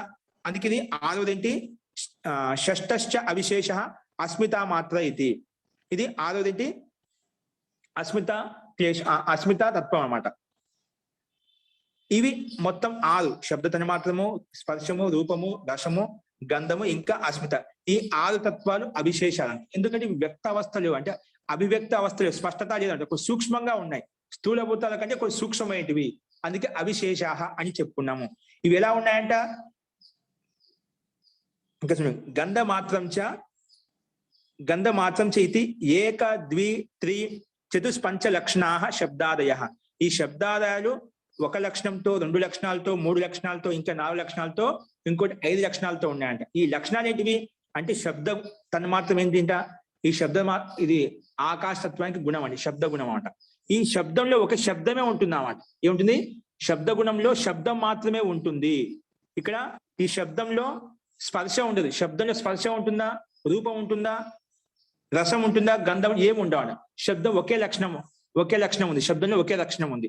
తర్వాత స్పర్శ తన్మాత్రం, కానీ స్పర్శలో శబ్దంతో పాటు స్పర్శ కూడా ఉంది, స్పర్శంతో పాటు శబ్దం కూడా ఉంది. అంటే స్పర్శ తన్మాత్రం 2 లక్షణములు కలిగినది. శబ్ద తన్మాత్రం మాత్రం ఒకే లక్షణం కలిగి ఉంది, కానీ స్పర్శ తన్మాత్రం మాత్రం 2 లక్షణాలు ఉన్నాయి. అంటే స్పర్శలో మనకు శబ్దం ఉంది, స్పర్శ కూడా ఉంది. ఇప్పుడు స్పర్శ కలుగుతుందంటే స్పర్శ గుణం ఏదండి, వాయు యొక్క గుణం స్పర్శ. వాయువు మనకు వీస్తుంది అంటే, గాలి వీస్తుంది అంటే మనకు స్పర్శ ద్వారా మనకు అనుభూతిని పొందుతాం. స్పర్శ కలిగినప్పుడు మనకేమవుతుంది, ఒక స్పర్శలో వాయులో మనకు శబ్దం కూడా వస్తుందా, వాయు వీస్తూ ఉంటే శబ్దం వస్తుందన్నమాట. అందుకే స్పర్శ తన్మాత్ర 2 లక్షణము కలిగింది. ఎందుకంటే స్పర్శ తన్మాత్రలో శబ్దం కూడా ఉంది, అక్కడ స్పర్శ కూడా ఉంది. స్పర్శ మనకు స్పర్శించినప్పుడు అనుభూతి కలుగుతుంది అన్నమాట, అనుభవం కలుగుతుంది. అందుకే స్పర్శ తన్మాత్ర 2 లక్షణములు కలిగింది. ఏది, శబ్దము ప్లస్ స్పర్శము. నెక్స్ట్ 3 ఏంటి, అందుకే స్పర్శ తన్మాత్ర 2 లక్షణం కలిగింది అంటామట. శబ్ద తన్మాత్ర ఒకే లక్షణం కలిగి ఉంది. నెక్స్ట్ 3 ఏంటి, రూప తన్మాత్ర. రూప తన్మాత్రలో మాత్రము రూపంతో పాటు స్పర్శం కూడా ఉంటుంది, శబ్దం కూడా ఉంటుందంట. అందుకే ఈ రూప తన్మాత్రను 3 లక్షణములు కలిగింది అంటామట. ఏంటి, 3 లక్షణాలు ఉన్నాయట. ఇప్పుడు రూపం ఉందంటే ఖచ్చితంగా అక్కడ స్పర్శ కూడా ఉంటుంది. రూపం కనిపిస్తుంటే అక్కడ స్పర్శ కూడా ఉంటుంది. స్పర్శ ఉందంటే అక్కడ శబ్దం కూడా ఉంటుంది ఖచ్చితంగా. కాబట్టి ఈ రూప తన్మాత్ర ఎన్ని లక్షణాలు కలిగిందంట, 3 లక్షణాలు కలిగింది. రూపంలో స్పర్శ కూడా ఉంటుంది, శబ్దం కూడా ఉంటుంది. అందుకే రూప తన్మాత్ర 3 లక్షణములు కలిగి ఉన్నది. నెక్స్ట్ రస తన్మాత్ర. రస తన్మాత్రలో 4 లక్షణాలు ఉన్నాయంట. ఏవి, ఈ రసంతో పాటు రూపం. రసం ఉందంటే ఖచ్చితంగా అక్కడ రూపం కూడా ఉంటుంది ఖచ్చితంగా. రూపం లేకుండా రసం ఉండదు. రసం ఉందంటే అక్కడ రూపం ఉంటుంది, రూపం ఉందంటే మళ్ళీ అక్కడ స్పర్శ కూడా ఉంటుంది, స్పర్శించవచ్చు. ఆ స్పర్శ ఉందంటే అక్కడ శబ్దం కూడా ఉంటుంది. ఇప్పుడు రసం అంటే జలతత్వంలో దాంట్లో మనకు కదలికలు ఉంటాయి, శబ్దం కనిపిస్తుంది. దాంట్లో స్పర్శ కూడా ఉంటుంది, దాన్ని తాకవచ్చు మనము. తర్వాత స్పర్శంతో పాటు దాని రూపం కూడా ఉంది, నీటి యొక్క రూపం కనిపిస్తుంది. దాంట్లో మళ్ళా అది నోట్లో పోసుకున్న దాని రుచి కూడా మనకు కనిపిస్తున్నట. దాని ఆ స్వాదు యొక్క రూపాన్ని కూడా మనం చూస్తాం, అనుభూతిని పొందుతాం. కాబట్టి ఈ రకంగా రసతను మాత్రం ఏంటి, 4 గుణములు కలిగి ఉన్నది. ఈ రసంతో పాటు రూప గుణం కూడా ఉంది, స్పర్శ గుణం ఉంది, శబ్ద గుణం కూడా ఉంది. అందుకే రసతను మాత్రం 4 గుణంతో కలిగి ఉంది, యుక్తమై ఉంది. నెక్స్ట్ గంధ మాత్రం. గంధంలో మాత్రం 5 లక్షణాలు ఉన్నాయంట. చూసుకోండి, గంధంలో ఉంటుంది, గంధంలో రసం కూడా ఉంటుంది. ఇప్పుడు గంధం వల్ల మనకు రసోత్పత్తి కూడా కలుగుతుందంట. గంధంలో రసం ఉంటుంది, రసంతో పాటు రసం ఉందంటే రూపం కూడా ఉంటుంది, రూపంతో పాటు స్పర్శ కూడా ఉంటుంది, స్పర్శంతో పాటు శబ్ద గుణం కూడా ఉంటుంది. అందుకే గంధతను మాత్రము 5 లక్షణములు కలిగింది. అందుకే పంచ లక్షణా అని చెప్పాడు. గంధతను మాత్రం చ ఇది క్రమంగా ఏక ద్వి త్రి చతుష్పంచ లక్షణా శబ్దాదయ. ఇవి క్రమంగా ఈ శబ్దాది ఏవైతే ఉన్నాయి, శబ్దము, స్పర్శము, రూపము, రసము, గంధం, ఇవి క్రమంగా 1 లక్షణము, 2 లక్షణాలు, 3 లక్షణాలు, 4 లక్షణాలు, 5 లక్షణాలు కలిగినవి. కాబట్టి శబ్దంలో ఒకే లక్షణం ఉంది, స్పర్శంలో 2 లక్షణాలు ఉన్నాయి. స్పర్శ, శబ్దము, రూపంతో పాటు స్పర్శ, శబ్దం కూడా ఉంది. రసంలో 4 లక్షణాలు ఉన్నాయి. ఆ రసంతో పాటు రూప, స్పర్శ, శబ్దము, అదే విధంగా గంధంలో ఆ గంధంతో పాటు మిగిలిన 4 లక్షణాలకు దీంట్లోకి వచ్చేస్తాయి. కాబట్టి ఈ గంధంలో 5 లక్షణాలు ఉంటాయండి. 5 లక్షణాలు అక్కడ ఇమిడి ఉంటాయి, యుక్తమై ఉంటాయి. కాబట్టి ఈ శబ్దాదయ పంచ అవిశేష, ఈ 5 విశేషాలు ఏవి? ఈ 5 అవిశేషాలు. ఇంకా షష్ఠశ్చ అవిశేషో అస్మితా మాత్ర. ఈ షష్ఠ అవిశేషం ఏంటి? అస్మితా గుణం అండి. ప్రకృతి మహతో అహంకార అని చెప్పి, అహంకారం అంటే అస్మిత అన్నమాట. ప్రకృతి వల్ల మహాతత్వం ఏర్పడింది, మహాతత్వం అహంకారం ఏర్పడింది. ఈ అహంకారం వల్ల మహాతత్వం వల్ల ప్రకృతి వల్ల మహాతత్వం ఏర్పడింది. మహాతత్వంతో అంటే ఈ రూప శబ్ద స్పర్శ రూప ఈ మహాతత్వాలండి. తర్వాత మహతో అహంకార, అహంకారం వలన ఈ మనకు పంచ జ్ఞానేంద్రియములు, పంచ కర్మేంద్రియములు మనకు ఇవి, ఇంకా 11 మనసు, ఇవి మొత్తం ఉత్పన్నమయ్యాయి. కాబట్టి ఇవి వాటికి ఉపాదాన కారణం. అస్మిత వలన అంటే పంచ జ్ఞానేంద్రియములకు, పంచ కర్మేంద్రియులకు, ఒక మనసుకి ఉపాదాన కారణం ఏంటి? అస్మిత. అదేవిధంగా పంచభూతాలకు ఉపాదాన కారణము శబ్ద రూపరస గంధ తన్మాత్రలు అన్నమాట. ఇవి ఉపాదాన కారణం. కాబట్టి అందుకే పంచభూతలు విశేషం అని చెప్పాము, వాటికి ఉపాదాన కారణం ఏముందో అవి అవిశేషము. అదేవిధంగా పంచ జ్ఞానేంద్రియములకు, పంచ కర్మేంద్రియాలను, మనసును విశేషం చెప్పాము, వాటికి ఉపాదాన కారణము అస్మిత. అస్మిత అహంకారం ఉంది కాబట్టి ఈ క్లేశాలు ఉత్పన్నమై, అంటే ఈ తత్వాలు ఉత్పన్నమై, పంచ జ్ఞానేంద్రియములు, పంచ కర్మేంద్రియములు, మనసు ఉత్పన్నమయ్యాయి అనమాట. అస్తు. ఇవి 6 అవిశేషాలు మనం చెప్పుకున్నాం. ఏతే, ఇప్పుడు చూడండి మళ్ళీ అదే విషయాన్ని, ఏతే సత్తా మాత్రస్య ఆత్మనో మహత షడ్ అవిశేష పరిణామాః. ఇవి సత్తా మాత్ర అంటే ప్రకృతిగా సత్తా మాత్ర ఆత్మన మహతత్వక షడ్ అవిశేష పరిణామ. ఇవి అవిశేషమైన పరిణామాలు. అంటే ఈ అవిశేషం వల్లనే మనకు పైన చెప్పినటువంటి విశేషాలు ఉత్పన్నమయ్యామట. అందుకే అవిశేషాలు ఇవి 6 అని చెప్పుకున్నాం. సత్తా మాత్రస్య ఆత్మన మహతః, ఇవన్నీ విశిక విశేషణం అండి. సత్తా మాత్రస్య అంటే ఈ ప్రకృతి మూలతత్వం వెళ్తుందో, సత్తా మాత్రస్య ఆత్మన అంటే ఈ స్వరూపానికి, మహత్తత్వం అంటే స్వరూపానికి షడ్ అవిశేష పరిణామ, అవిశేషమైన పరిణామాలు. ఏవి? ముందు చెప్పినట్టు భూతాలకు, పంచ జ్ఞానేంద్రియాలు, పంచ కర్మేంద్రియాలకు, మనసుకి, ఇవి అవిశేష పరిణామాలు. అదే విషయాన్ని మళ్ళీ చెప్తున్నట్టే, యత్ తత్ పరం అవిశేషేభ్యో లింగ మాత్రం మహాతత్వం తస్మిన్ ఏతే సత్తా మాత్రే మహత్యాత్మన్యవస్థాయ వివృద్ధి కాష్టాం అనుభవంతి. వివృద్ధి కాష్టాం అనుభవంతి. ఇక్కడ ఏమంటున్నా అంటే మనకు ఈ 6 అవిశేష పరిణామాలు చెప్పుకున్నదా. యత్ తత్ పరం అవిశేషేభ్యో, ఈ అవిశేషేభ్యో కంటే లింగ మాత్రం మహాతత్వం. ఈ అవిశేషాలు ఏంటి? 6 చెప్పాము. శబ్దము, స్పర్శము, రూపము, రసము, గంధం అని చెప్పి. ఇంకొకటి అస్మిత. ఈ అవిశేషాలకు ఈ అవిశేషాల కంటే సూక్ష్మతత్వం ఉంది, అది లింగం అంట. ఏంటండి? లింగం అంటే ప్రకృతి మహాతత్వాన్ని లింగం అంటామండి. ఎందుకంటే ప్రకృతి వల్ల మొట్టమొదటి వికారం, మహాతత్వం ఎప్పుడంటే మహాతత్వం లింగం. అది చెప్తున్నాడు. యత్ తత్ పరం అవిశేషేభ్యో అంటే ఈ 6 పైన చెప్పిన 6 అవిశేషాలకు లింగం మాత్రం మహాతత్వం. ఈ లింగ మాత్రం మహాతత్వం అనేది పరం అంటే అత్యంత సూక్ష్మమైంది అన్నమాట. ఆ సూక్ష్మమైనది అవిశేషాలకు కూడా సూక్ష్మమైందేంటి? ఈ లింగము. పంచభూతాలకు సూక్ష్మతత్వాలు తన్మాత్రములు, పంచ జ్ఞానేంద్రియాలకు, పంచ కర్మేంద్రియాలకు, మనసుకి ఈ 11 ఇంద్రియములకు సూక్ష్మతత్వం ఏంటి? ఇది అస్మిత అని చెప్పాం. వీటికి కూడా ఈ తన్మాత్రములకు, అస్మితకి, ఇంకా ఈ తన్మాత్రలకు మూల కారణం ఏంటి? దానికి ఉపాదాన కారణం ఏంటంటే ఇది ప్రకృతి అంటే లింగం, మహాతత్వం. ప్రకృతి కాదు, మహాతత్వం అది చెప్పాడు. యత్ పరం అంటే వీటికంటే అవిశేషాలు కూడా సూక్ష్మైంది, దాంట్లో పరమైంది, సూక్ష్మైంది. యత్ తత్ పరం అవిశేషేభ్య, అవిశేషాలకు లింగం మాత్రం మహాతత్వం, లింగమాత్ర మహాతత్వం అనేది ఇది సూక్ష్మమైంది. ఇందులో తస్మిన్ ఏతే సత్తా మాత్రే మహత్యాత్మన్యవస్థాయ వివృద్ధి కాష్టం అనుభవంతి. ఇవి ఈ లింగ మహాతత్వం ఏదైతే ఉందో, మహాతత్వం నుంచి ఇవన్నీ ఏర్పడాయి కదా. మహాతత్వం వల్ల ఈ అవిశేషాలు తన్మాత్రలు ఏర్పడ్డాయి, అంటే స్పర్శ రూపరస గంధాలు ఏర్పడ్డాయి అన్నమాట. ఇవి తస్మిన్ ఏతే సత్తా మాత్రే మహత్యాత్మని అవస్థాయ అంటే ఇవి అందులోనే ఉంటూ, ఏంటండి? ఇవి అందులోనే ఉంటూ, ఎందుకంటే లింగం ప్రకృతి వల్ల మహాతత్వం ఏర్పడింది. మహాతత్వం వల్ల ఇవన్నీ ఏర్పడ్డాయి, పంచభూతాలు ఇంకా రూపరస గంధాలు ఏర్పడ్డాయి అన్నమాట. అవన్నీ వివృద్ధిం కాష్టం అనుభవంతి.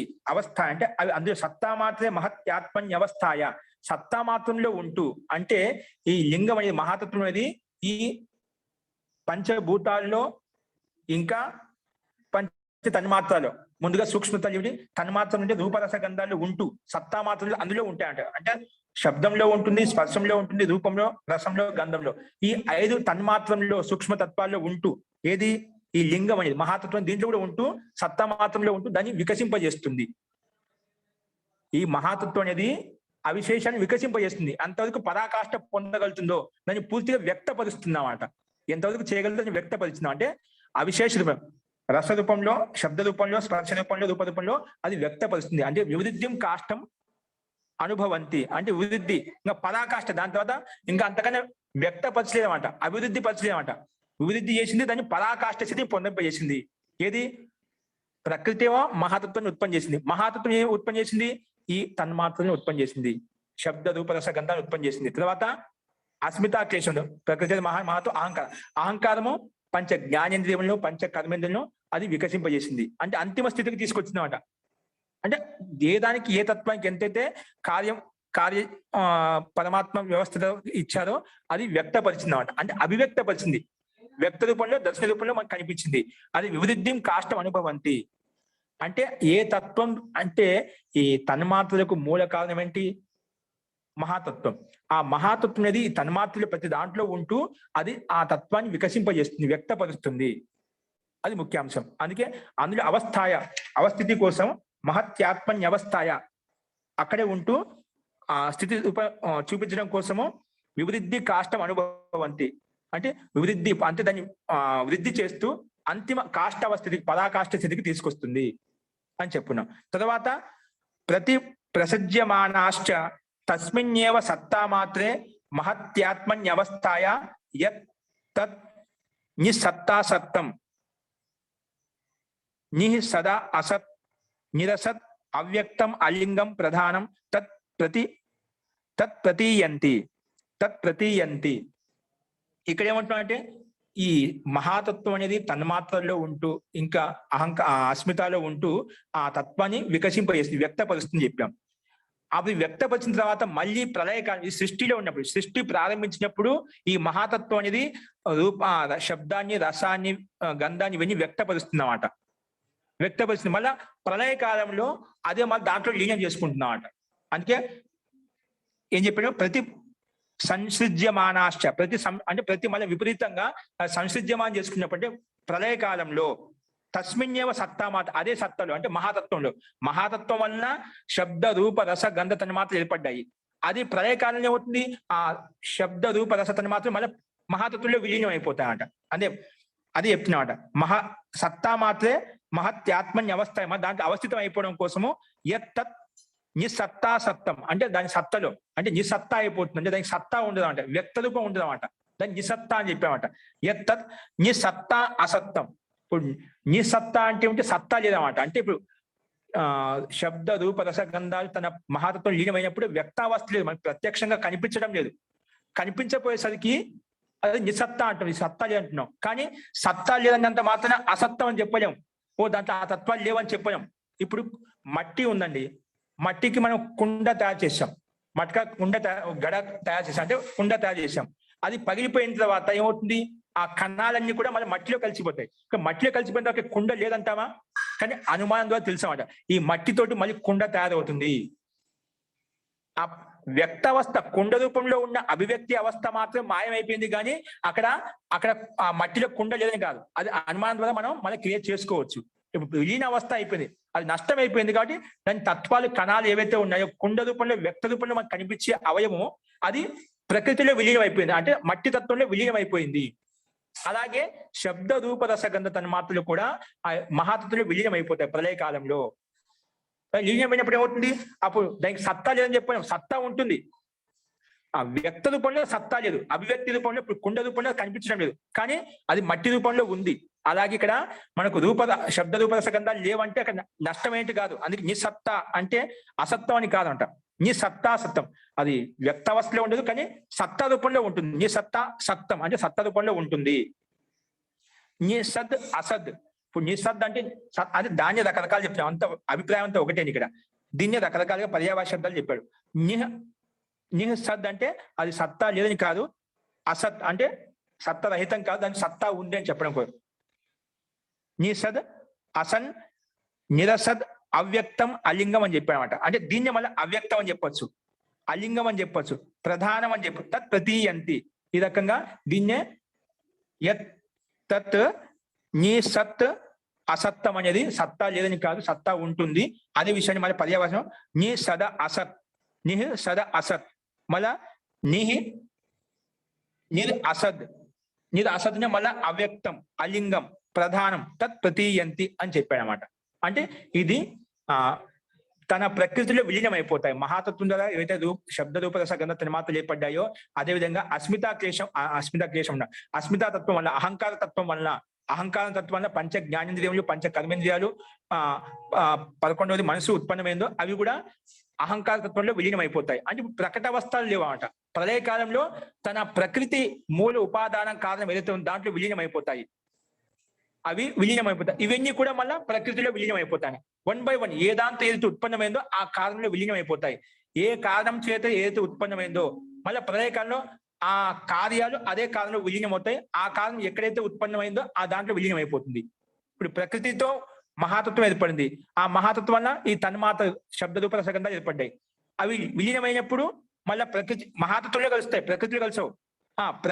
మహాతత్వంలో కలిసాం, మహాతత్వం మళ్ళీ ప్రకృతిలో కలుస్తుంది అన్నమాట. అలాగే ఇప్పుడు పంచ జ్ఞానేంద్రియములు, పంచ కర్మేంద్రియులు అహంకార తత్వంలో కలుస్తాయి. ఆ అహంకార తత్వం వెళ్ళి మహాతత్వంలో కలుస్తుంది, మహాతత్వం వెళ్ళి మళ్ళీ ప్రకృతిలో కలుస్తుంది. అంటే సత్వగుణం, రజోగుణం, తమగుణం యొక్క సామ్యవస్థ ప్రకృతి అని చెప్పిన దానిలో విలీనం అయిపోతుంది. అదే విషయం ఇక్కడ చెప్పానమాట. అందుకే తత్ ప్రతీయంతి, ఆ స్థితి మనకు కనిపిస్తుంది. ఏష తేషాం లింగ మాత్ర పరిణామో నిసత్తా సత్తం చ అలింగ పరిణామ ఇది. ఇదే ఏతేషాం లింగ మాత్ర పరిణామ. ఇవన్నీ లింగం అంటే మహాతత్వం యొక్క పరిణామాలు, అవిశేషాలు. అంటే మహాతత్వం వల్లనే శబ్ద రూప రసగంధ తన్మాత్రలు ఏర్పడ్డాయి. తర్వాత అహంకారతత్వం వలన పంచ జ్ఞానేంద్రులు, పంచ కర్మేంద్రులు ఏర్పడ్డాయి. ఇవన్నీ పరిణామ. ఏవి? లింగ మాత్రానికి, అంటే మహాతత్వానికి. లింగం అంటే మహాతత్వం. తేషాం లింగ మాత్ర పరిణామ నిసత్తా సత్తం, నిసత్తా అసత్తం చ అలింగ పరిణామ అయితే. ఇవి నిస్సత్తా అసత్తం అంటే ఇవి నిస్సత్తం అయిపోయి అంటే ప్రకృతిలో విలీనమైనప్పుడు అవి అవివ్యక్తం కాలే అంటే అవివ్యక్తం కాని నిస్సత్తా అని చెప్పావు. మళ్ళీ అసత్తం, ఇప్పుడు అవ్యక్తం కాలేదు అంటే వ్యక్తం అయిపోయి నష్టం అయిపోయా అంటే అక్కడ సత్తా లేదు కదా, అది సత్తా రహితం కాదు, సత్తా ఉంది అని చెప్పడం కోసమే. అందుకే ఈ స్థితి అలింగ పర్యవసానం. అలింగం అంటే మూల ప్రకృతి వరకు వెళ్తుంది. అలింగం అంటే ఎక్కడైతే లింగం ఉండదో, లింగం అంటే చిహ్నం అండి. మొట్టమొదటి లింగం ప్రకృతి వల్ల మొట్టమొదటి లింగం ఏర్పడింది మహాతత్వం, దాన్ని లింగం అంటాం. అందుకే ఇవన్నీ తత్వాలు కూడా అలింగం అంటే ఇంకా దానికి లింగం ఉండవంట. ఆ లింగానికి ఇంకో లింగం ఉండదు, కారణానికి కారణం ఉండదు అంట. అదే మూల తత్వం ప్రకృతి. ప్రకృతి ఇప్పుడు ఈ పంచ జ్ఞానేంద్రియములకు, పంచ కర్మేంద్రియములకు మూల కారణం ఏంటి? అహంకారం అని చెప్పాం. అహంకారం కారణం ఏంటి? మహాతత్వం. మహాతత్వానికి కారణం ఏంటి? ప్రకృతి. మన ప్రకృతికి కారణం ఉండదు అన్నమాట, కారణానికి కారణం ఉండదు అన్నమాట. కాబట్టి అదే అంతిమ కారణం అన్నమాట. అదే ప్రధానం అని చెప్పింది. ఇంకా రకరకాలు చెప్పారు. ప్రధానం అని చెప్పొచ్చు, దాన్ని అవ్యక్తం. ఎందుకంటే వ్యక్తావస్థ. అవ్యక్తం ఎందుకంటే ప్రకృతిని అది వ్యక్తావస్థ లేదన్నమాట. అది వ్యక్త రూపంలో, సృష్టి రూపంలో వచ్చినప్పుడే మనకు దాని యొక్క సత్తా అని తెలుస్తుంది అన్నమాట. అది వ్యక్త రూపంలో రాలేనుకోండి, ప్రకృతి రూపంలో మనకు ఈ బ్రహ్మాండ రూపంలో, పంచభూతాల రూపంలో, రూపరస గంధ తన్మాత్ర రూపంలో మనకు వ్యక్తం కాలేనుకోండి, దాని సత్తా ఉండాలని కూడా అనుమానం వస్తుంది మనకు. అంటే వాటి అభివ్యక్తి అవస్థనే వ్యక్తావస్థనే ప్రకృతి అంటాం, అవ్యక్త అవస్థను ప్రకృతి అంటాం. అంటే వ్యక్తావస్థలో ఉన్నప్పుడు మనకు ఈ ప్రకృతి తత్వాన్ని ఉంది అని తెలుస్తుందన్నమాట. అందుకే దీనికి ప్రకృతికి అవ్యక్త అవస్థ అని కూడా అంటాం. అవ్యక్త వ్యక్తం లేదు అంటే, వ్యక్తం లేదంటే దానికి సత్తా లేదని కాదు, సత్తా ఉంటుంది కానీ సూక్ష్మ రూపంలో ఉంటుంది, అతీంద్రియ రూపంలో ఉంటుంది. అది మనకి కంటి ద్వారా చూడలేము. కానీ వ్యక్తావస్థ వచ్చినప్పుడు ఇప్పుడు పంచభూతాల రూపంలో వచ్చింది, కర్మేంద్రియాల రూపంలో వచ్చింది, జ్ఞానేంద్రియ రూపంలో వచ్చింది. వీటిని మనం ప్రత్యక్షంగా దర్శించుకుంటున్నాం, ఒకరిని చూస్తున్నాం. ఈ వ్యక్తావస్థ. ఆ వ్యక్తావస్థ అంటే దీనికి ఉపాదాన కారణం ఖచ్చితంగా ఉంటుంది. ఆ ఉపాదాన కారణం అంతిమ తత్వంలోకి వెళ్ళిపోతే ప్రకృతి. ఈ గుణాల వలన వచ్చేటువంటి పరిణామాలు. అందుకే చెప్పండి ఈ సత్తాసత్తం. ఈ సత్తా రహితంగా ఉందంటే సత్తా లేని కాదు, ఇవన్నీ అలింగ పరిణామం. అలింగంలో కలిసిపోతాయి, లీనమై ఉంటాయి. అలింగ పరిణామం వరకు ఉంటుంది, ప్రకృతిలో విలీనమై ఉంటాయి అని చెప్పుకున్నా. అంటే ఇవి అవిశేషాలు. అవిశేషం యొక్క విషయం చెప్పామన్నమాట. విశేష అవిశేష. ఇప్పుడు లింగ మాత్రము చెప్పాం. లింగం ఇవన్నీ లింగంలో కలిసిపోతాయి. ఏవి? శబ్ద రూప రస తన్మాత్రములు, మిగతావన్నీ కూడా జ్ఞానేంద్రియ, కర్మేంద్రియ, అస్మిత వచ్చేసి దీని మహాతత్వంలో కలిసిపోయినప్పుడు మహాతత్వం మూల ప్రకృతితో కలిసిపోతుంది చెప్పాం. ఇప్పుడు నెక్స్ట్ ఏమంటున్నా అంటే చూడండి, అలింగావస్థాయం నా పురుషార్థో హేతు. ఏంటండి? అలింగావస్థాయం నా పురుషార్థో హేతు అని చెప్తున్నాడు. అలింగావస్థ నా పురుషార్థో హేతు. ఇప్పుడు అలింగావస్థలో, అలింగం అంటే అవ్యక్త స్థితి అని, లింగం లేదు ఇక్కడ, అంటే ఇంకా ఉత్పత్తి కాలేదు, ప్రకృతి అవస్థలో ఉంది, సామ్య అవస్థలో ఉంది. సత్వగుణము, రజగుణం, తమగుణం సామ్య అవస్థలో ఉంది, అంటే తన స్వరూపంలోనే ఉందన్నమాట, వ్యక్తం కాలేదు. అందుకే ఏం చెప్పాడు ఇక్కడ? అలింగ అవస్థాయం అంటే అలింగ అవస్థ, అవ్యక్త అవస్థలో నా పురుషార్థో హేతు, పురుషార్థం కారణం కాదంట. అంటే ఇప్పుడు ఏదైనా పంచభూతాలు, పంచ జ్ఞానేంద్రియములు, పంచ కర్మేంద్రియాలు ఏర్పడే పురుషార్థం చేస్తామట. పురుషుడు ఒక అర్థాన్ని ప్రయోజనం పురుషార్థం చేస్తామట. పురుషార్థం చేయాలంటే మనకి ఈ పంచభూతాలు కావాలి, శరీరం కావాలి, అప్పుడే మనం పురుషార్థం చేసుకుంటాం. అందుకే అలింగ అవస్థాయం నా పురుషార్థో హేతు. అలింగ అవస్థలో పురుషార్థం జరగదు, జీవాత్మ పురుషార్థం చేయలేదు. పురుషార్థం జీవాత్మ చేయాలి అంటే దానికి శరీరంతో సంబద్ధం కావాలి, పంచభూతాలతో సంబద్ధం కావాలి, అప్పుడే పురుషార్థం చేసుకోగలదు. పురుషార్థం ద్వారా భోగాపవర్గాన్ని పొందగలదు. కాబట్టి అలింగ అవస్థ అనేది నా పురుషార్థో హేతు. అలింగ అవస్థ పురుషార్థానికి కారణం కాదు. అదే విషయాన్ని నా అలింగ అవస్థాయం ఆదౌ పురుషార్థత కారణం భవతి ఇది నా తస్యాం పురుషార్థత కారణం భవతి. అదే విషయాన్ని మళ్ళీ చెప్పాడు. అలింగ అవస్థలో ఆదిలో ఏ లింగం లేదు, అంటే ప్రకృతి వల్ల మహాతత్వం ఏర్పడుతుంది, మహాతత్వం వల్ల తన్మాత్రలు ఏర్పడుతుంది, తన్మాత్రలు పంచభూతాలు ఏర్పడతాయి. ఇవన్నీ ప్రక్రియ జరిగినప్పుడు అవ్యక్త అవస్థలు వ్యక్తమే లేదు. కాబట్టి వ్యక్త అవస్థ లేనప్పుడు మనకి ఏది పురుషార్థం జరగదు. అదే విషయం చెప్పాడు. అలింగ అవస్థాయం ఆదౌ, ఆది మొదట్లో పురుషార్థత కారణం భవతి. నాకు సంబంధించి ఇక్కడ అలింగ అవస్థాయం పురుషార్థ కారణం నా భవతి. అందుకే నా తస్యాం పురుషార్థత కారణం భవతి. పైన చెప్పిన వాక్యాన్ని దీన్ని ఇంకా విశదీకరించి చెప్పామట. అందుకే అవ్యక్త అవస్థలో, ప్రకృతి అవస్థలో మనం పురుషార్థం, జీవాత్మ పురుషార్థం చేయలేదు. అందుకే పురుషార్థమత చేయడానికి కారణం కాదు. ఏది? అవ్యక్త అవస్థ, ప్రకృతి అవస్థ. మన పురుషార్థం ఎప్పుడు జరుగుతుంది అంటే నా అసౌ పురుషార్థ కృత ఇది నిత్య ఆఖ్యాయతే. ఇది పురుషార్థ కారణం కాదు కాబట్టి ఇది నిత్యం అంటున్నామండి. ఒక నిమిషం, దానికంటే ముందు ఏం చెప్పామంటే ఇది అలింగ అవస్థలో వ్యక్తావస్థ ఉంటేనే మనకు పురుషార్థం చేసుకోగలం. వ్యక్తావస్థ లేదండి, వ్యక్తావస్థ లేదు కాబట్టి మనకు పురుషార్థం చేసుకోలేకపోతున్నాం. అందుకే పురుషార్థం కారణం కాదు. అలింగ అవస్థ అనేది పురుషార్థం కారణం కాదు. అందుకే నా అసౌ పురుషార్థ కృత ఇది నిత్య ఆఖ్యాతే. ఇది పురుషార్థం ప్రయోజనం లేదు, కానీ దాని సత్తా ఉంది, అందుకే దీన్ని నిత్యము అంటాము. నిత్యమైంది, శాశ్వతమైంది. ఈ ప్రకృతి యొక్క స్థితి ఏంటి? సత్తా అనేది నిత్యం ఆఖ్యాతే. అసౌ పురుషార్థ కృత, నా అసౌ పురుషార్థ కృత. పురుషుడు అర్థ అంటే ప్రయోజనం, అంటే పురుషార్థ చేయని స్థితి ఏదైతే ఉందో, అవ్యక్త స్థితి ఏదైతే ఉందో, మూల ప్రకృతి ఏదైతే ఉందో, ఆ స్థితినే నిత్య ఆఖ్యాతే, నిత్యం అని ఆఖ్యానిస్తామంట. దీని ద్వారా ప్రకృతి రూపంలో, మూల రూపంలో, అవ్యక్త రూపంలో ఉంది. అందుకే నిత్యమైంది, శాశ్వతమైంది, నష్టం కాలేదు. కాబట్టి అవ్యక్త అవస్థలో ఉంది, ప్రకట అవస్థలో లేదు, అంతే. అది మూల స్థితిలో ఉంది అని చెప్పుకున్నాం. కాబట్టి త్రయాణంతో అవస్థ అవిశేషాణం ఆదౌ పురుషార్థ కారణం భవతు. త్రయాణం అంటే మూడు గుణాలు, సత్వగుణము, రజోగుణం, తమో, ఈ ప్రకృతి యొక్క సామ్య ప్రకృతి చెప్పారు. త్రయాణంతో అవస్థ అవిశేషాణం ఆదౌ పురుషార్థత కారణం భవతి. కానీ ఈ మూడు గుణాలకు అవిశేష అవస్థ చెప్పుకున్నాం. అవిశేష అవస్థ అంటే ఏమిటండి? ఇది శబ్ద, రూప, రస, గంధాలను అవిశేషాలు చెప్పి కదా. ఆ అవిశేష అవస్థ ఏదైతే వచ్చిందో, వ్యక్తం అవుతుందో, అప్పుడే మనము పురుషుడు పురుషార్థం చేయగలడు, లేకపోతే పురుషార్థం చేయలేడు అని ఇక్కడ చెప్పుకున్నామంట. ఓకేనా? అందుకే పురుషుడు పురుషార్థం చేయాలంటే అవిశేష అవస్థ ఏదైతే ఉందో, ఆ అవిశేష అవస్థ అంటే రూపరసగంధ, శబ్ద రూపరసగంధ తన్మాత్ర స్థితి కలిగినప్పుడు, ఉత్పన్నమైనప్పుడే అప్పుడు దాని ద్వారా మన అహంకారం ఏర్పడుతుంది. అహంకారం వల్ల పంచ జ్ఞానేంద్రియాలు, పంచ కర్మేంద్రియాలు ఏర్పడతాయి కాబట్టి అప్పుడు పురుషార్థం చేసుకోగలుగుతాడు. అందుకే త్రయాణం అంటే ఈ మూడు గుణాలతో ఏవైతే ఉన్నాయో, అవస్థ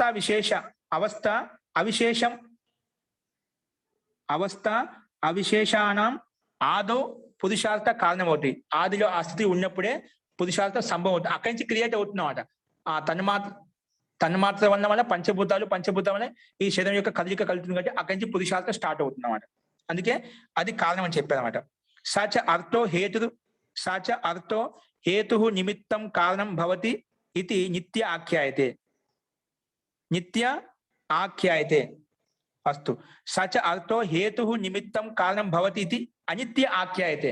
కానీ ఇది అనిత్యమైంది. ఏదైతే ఉత్పన్నమవుతుందో అది అనిత్యమైంది. ఇప్పుడు ప్రకృతి వల్ల మహాతత్వం ఏర్పడింది, మహాతత్వం వల్ల అహంకారం ఏర్పడింది, అహంకారం వల్ల మళ్ళా పంచభూత ఏర్పడుతున్నాయి. ఇవేంటి అనిత్యమైనటువంటి సాచార్థో హేతు నిమిత్తం కారణం, రెండు పర్యావాచ శబ్దాలు. హేతు అనే కారణమే, నిమిత్తం అనే కారణమే, కారణం అనే కూడా కారణమే.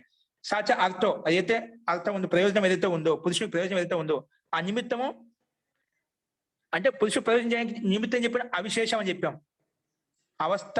అవిశేషానం ఆదో పురుషార్థ కారణం అవుతుంది చెప్పాం. అవిశేష అవస్థ అంటే శబ్ద రూప రసగంధ మాత్రాల యొక్క అవిశేష అవస్థ ఏదైతే ఉందో అది కారణం. ఆ కారణం అనిత్యమైంది. కారణం భవతి అనిత్య ఆఖ్యాయతే. అనిత్యం ఎందుకంటే ఎందుకు చెప్పాడు? ఇప్పుడు సంయోగం వల్ల ఉత్పన్నమైంది అంటే ప్రకృతి వలన మహాతత్వం ఏర్పడింది, మహాతత్వం వలన అహంకారం అంటున్నాం. ఇలా సంయోగం ఉత్పన్నమైంది, మళ్ళీ ఏమవుతుంది? అది మళ్ళా ప్రళయకాలం విలీనం అయిపోతుంది. అందుకే అనిత్యమైంది అని చెప్పాం. ఇక్కడ ఈ శరీరం కూడా అనిత్యమైంది, కొంత సీమిత కాలం వరకే ఉంటున్నమాట. తర్వాత తన ప్రకృతి విలీనం అయిపోతాయని చెప్పినాం. పైన చెప్పినాం ప్రతి సంసృజ్యమానాశ్చ, మళ్ళీ సంసృజ్యం అవుతాయి, తన ప్రకృతిలో విలీనం అయిపోతాయి. మహాతత్వం అనేది ప్రకృతి విలీనం అవుతుంది, అహంకారం అనేది మహాతత్వంలో విలీనం అయిపోతుంది, పంచభూతాలు అహంకారంలో విలీనం అయిపోతాయి. ఆ రకంగా తన ప్రకృతి విలీనం అయిపోతుంది. అనిత్యమైంది.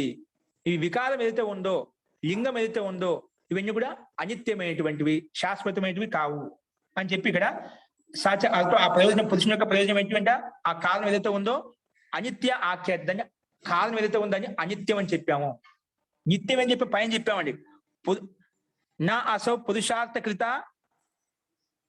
నిత్య ఆఖ్యాతే. నా అసౌ పురుషార్థ ప్రయోజనం లేనప్పుడు అది నిత్య రూపంలో ఉంటుంది, అది ప్రకృతి రూపంలో ఉంటుంది. కానీ పురుషార్థానికి ఏదైతే కారణం ఉందో అది అనిత్య రూపంలో ఉంటుంది. పురుషార్థం కారణం ఏదైతే ఉందో అది అవిశేష అవస్థ పరిణామ 6 తత్వాలు చెప్పుకున్నదా అవి ఉత్పన్నమైన, అవి నష్టమైపోతాయి. కాబట్టి అందుకే అనిత్య ఆఖ్యాతే, అనిత్యం అని చెప్పారు ఇక్కడ.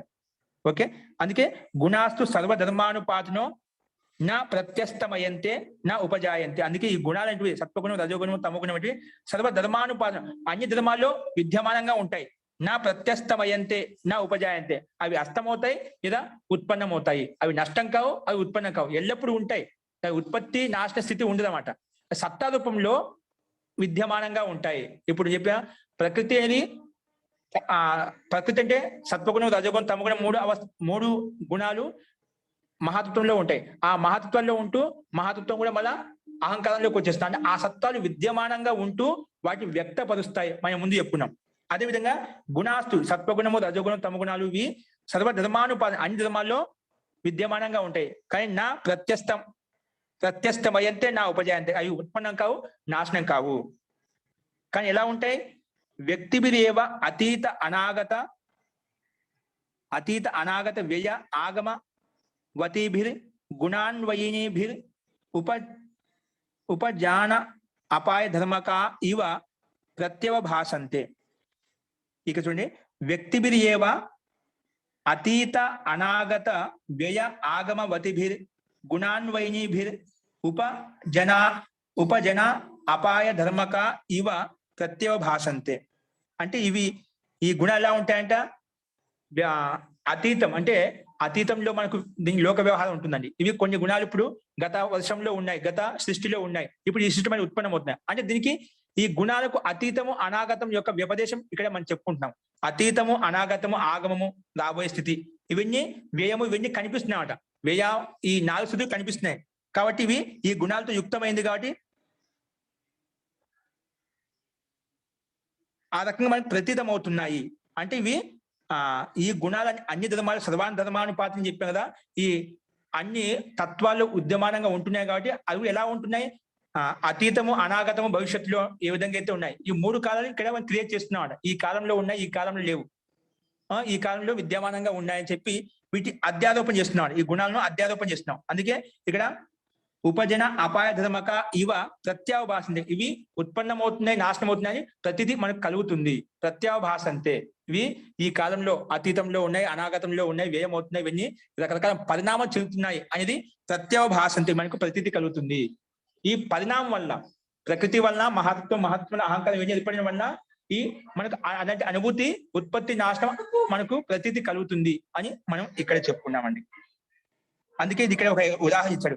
యథా దేవదత్తో దరిద్రాతి, దేవదత్తుడు అనే వ్యక్తి దరిద్రుడు అయ్యాయంటే ఎందుకు?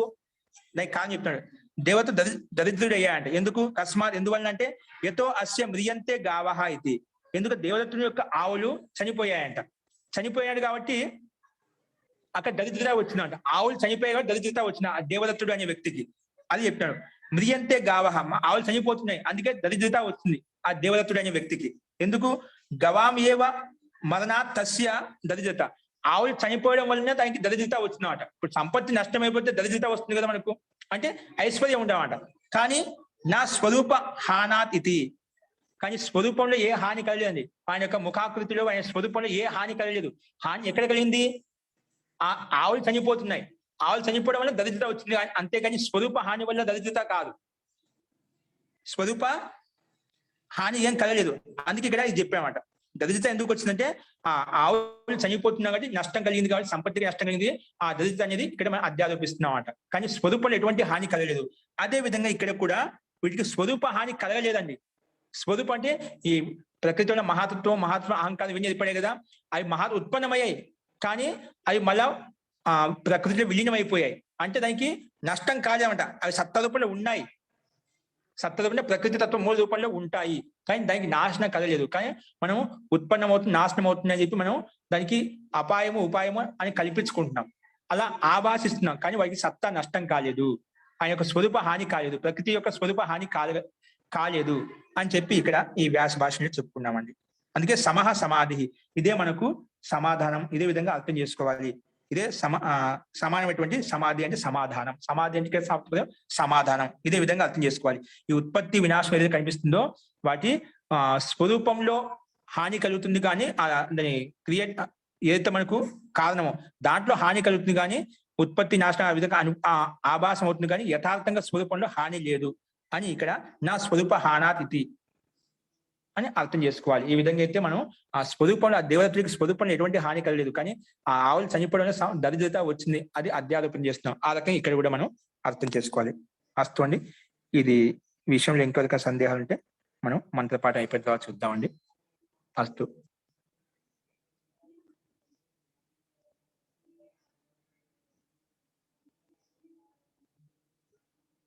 ఇప్పుడు ఇదే విషయాన్ని ఇంకా కొంచెం ఏది ఏ దాంట్లో విలీనం అయిపోతుంది, ఏదాని వల్ల ఇది ఉత్పన్నం అవుతుంది అని చెప్పి కూడా తర్వాత చెప్పాడు. అది మనం రేపు చెప్పుకుందాము.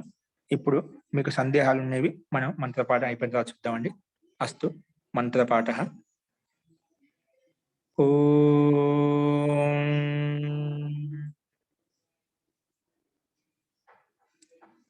సర్వే భవంతు సుఖినః, సర్వే సంతు నిరామయాః, సర్వే భద్రాణి పశ్యంతు, మా కశ్చిద్ దుఃఖ భాగ్ భవేత్. ఓం శాంతి శాంతి శాంతి. సర్వేభ్యో నమః. అందరికీ నమస్కారం అండి. జీ, ఒక సందేహాలు ఉన్నాయండి? ఇప్పుడు చెప్పండి. ఇప్పుడు చెప్పిన భాష్యంలో దీన్ని మళ్ళీ నేను ఒకసారి రేపు కూడా చెప్తాను. తాత్పర్యం అదే, విషయం అదే. కాకపోతే కొన్ని అన్ని సంయుక్త పదాలు ఉన్నాయి కాబట్టి విడగొట్టుకోవడం మీకు కొంచెం అదే కష్టంగా ఉండదు. కష్టమే లేదు, సింపుల్ గా, అతి సింపుల్ పదాలు. కొంచెం నిదానంగా చదువుకుంటే మీకు అర్థం అవుతుంది, ఒకసారి గమనించిన అనుకోండి. అస్తు. ఇప్పుడు ఎవరికైనా సందేహాలు ఉంటే చెప్పండి.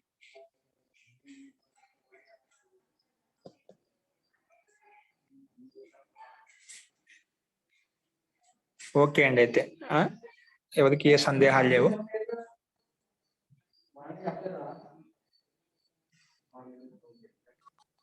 Mute open.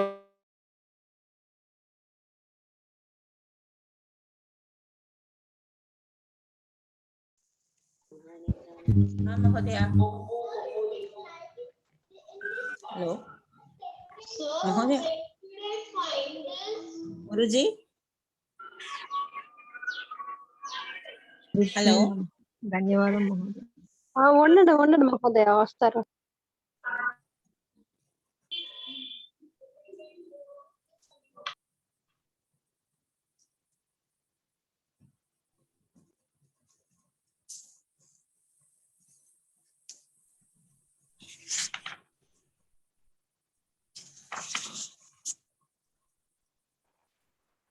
మహోదయ నమస్కారం అండి.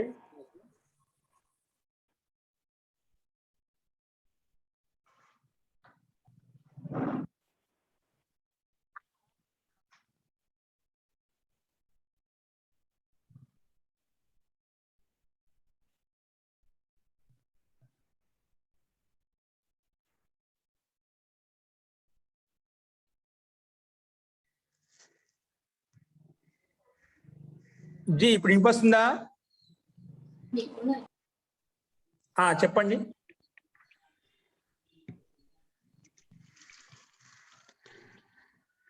జీ హరిఓం చెప్పండి ఇప్పుడు.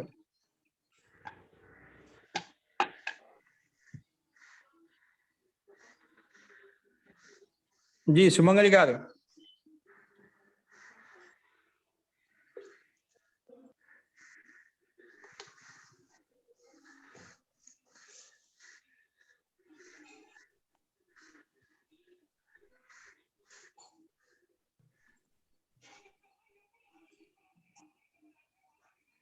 బాబు గారు వినిపిస్తుందా?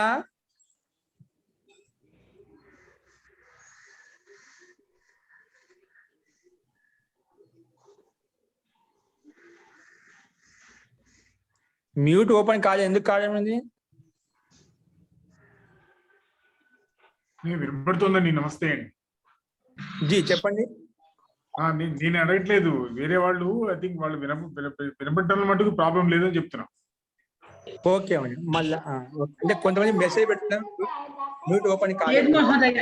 ఇప్పుడే అన్మ్యూట్ అయింది, ఇప్పుడు దాకా అన్మ్యూట్ అవ్వలేదు.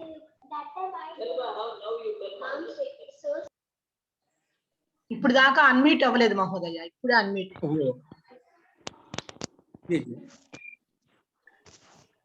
ఇప్పుడు చెప్పండి అండి. ఇప్పుడు అన్మ్యూట్ అయ్యాయి కదా. ఇక్కడ అర్థం కాలేదు మహోదయ. ఇప్పుడు దేవదత్తుడికి ఆవులు చనిపోయినందువల్ల ఆ దరిద్రం వచ్చినప్పుడు కూడా ఆయన స్థితి మారలేదు అనే స్వరూపంలో స్వరూప హాని కలగలేదు కదా. వానికేమైనా హాని కలిగిందా? స్వరూప హాని కలిగిందా? కానీ ఐశ్వర్య హాని కదా. అంటే ఐశ్వర్య హాని పృథక్ వేరే తత్వము, దాని యొక్క ఆయన యొక్క స్వరూపం వేరే తత్వం. రెండు తత్వాలు భిన్న భిన్నంగా ఉన్నాయి కదా. ఉన్నప్పటికి కూడా మరి పుణ్య అంటే స్వరూప హాని కలగలేదు, మొత్తానికి కాదు, స్వరూపానికి నష్టం కలగలేదు అని చెప్పారు. ఇక్కడ కూడా నష్టం కలగలేదు, దాని యొక్క పరిణామం చూస్తున్నాం మనం. దానివల్ల పరిణామానికి మనం పొందుతున్నాం. ఆ సంపత్తి ఉంటే మనకు బాగా సుఖం వచ్చేది. ఆ పరిణామం ఆ సంపత్తి నష్టం కావడం వల్ల మనకు దరిద్రత వచ్చిందన్నమాట, దారిద్ర్యం వచ్చిందన్నమాట. అవును. అంటే అక్కడ పరిణామంలో మార్పు వస్తున్నాయి, కానీ స్వరూపంలో హాని ఏం లేదు, స్వరూప హాని కలగదు.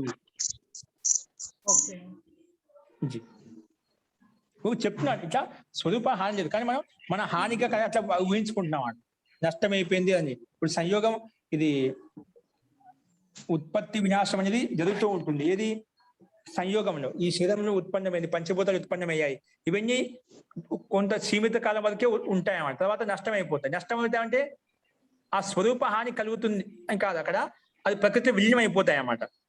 సత్త రూపంలో ఉంటుంది, కానీ అది తన ప్రకృతిలో విలీనం అయిపోతాయి. వ్యక్తావస్థ కూడా అవ్యక్తావస్థలోకి వెళ్ళిపోతాయి. ఇప్పుడు పంచభూతాలు ప్రత్యక్షంగా కనిపిస్తున్నాయి మనకు, ఆ అవ్యక్త రూపంలోకి వెళ్ళిపోతాయి. అంత అవ్యక్త స్థితిలోకి వెళ్ళినప్పుడు మళ్ళీ జన్మ అనేది ఉండదు. అవ్యక్త స్థితి అంటే ప్రకృతిలో అవ్యక్త స్థితి అంటే మన చిత్తం కూడా, మన ఆత్మ కూడా ఆ శరీరం, ఈ పంచభూతాలు ఉన్నప్పుడే శరీరం ఉంటుంది. పంచభూతాలు లేనప్పుడు శరీరం ఆత్మ ఎలా ఉంటుంది?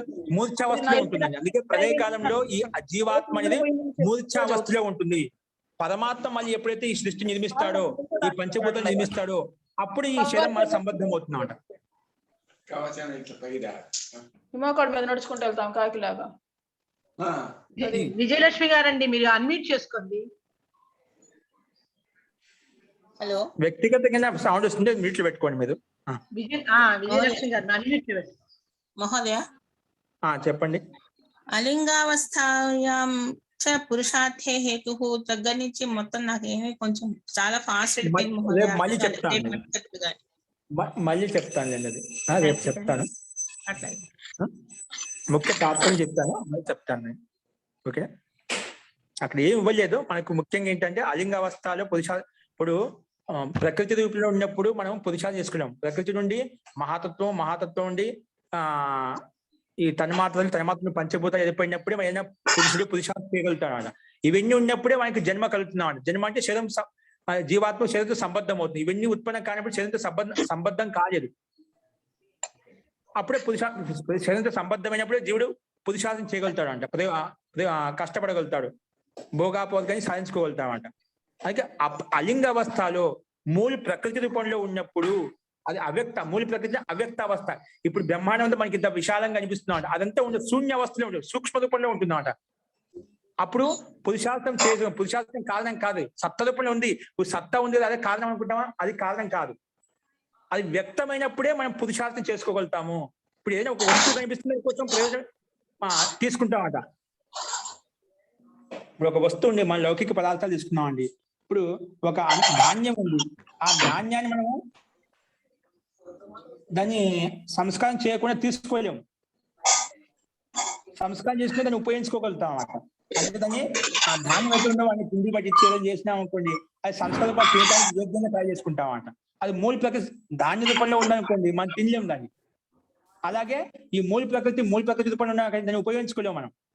ఎప్పుడు ఉపయోగించుకున్నా అది వ్యక్త అవస్థ ప్రకట అవస్థలోకి వచ్చినప్పుడు దాన్ని ఉపయోగించుకోగలుగుతాం, ఆస్వాదించుకోగలుగుతాం, మన పురుషుడు యొక్క ప్రయోజనం సిద్ధించుకోగలుగుతాడు అని తాత్పర్యం అనమాట.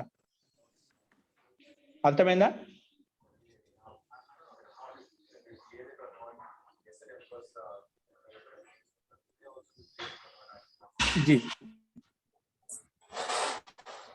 జీ ఏదో సౌండ్ వచ్చే వాళ్ళు మ్యూట్లో పెట్టుకోండి, అది మీకే మీరు అర్థం చేసుకోండి.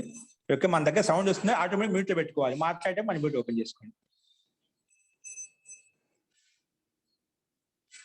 ఊరికి ఇక్కడ మనకు మెయిన్ సిద్ధాంతం ప్రకృతి గురించి ఇచ్చాడండి, అంతేం లేదు. ప్రకృతి వల్లనే ఇవన్నీ తత్వాలు మనకు పంచభూతాలు తన మాత్రం ఉత్పన్నమవుతాయి. ఇదంతా దృశ్య జగత్తు ఎట్లా ఉత్పన్నమైంది, అది ఏది ఏ తత్వంలో ఉత్పన్నమైంది, అది ఎలా మనం విలీనమైన ఎలా ఎందులో వెళ్ళిపోతుంది, ఆ క్రమ విశేషం చెప్పాడు అంతే ఇక్కడ.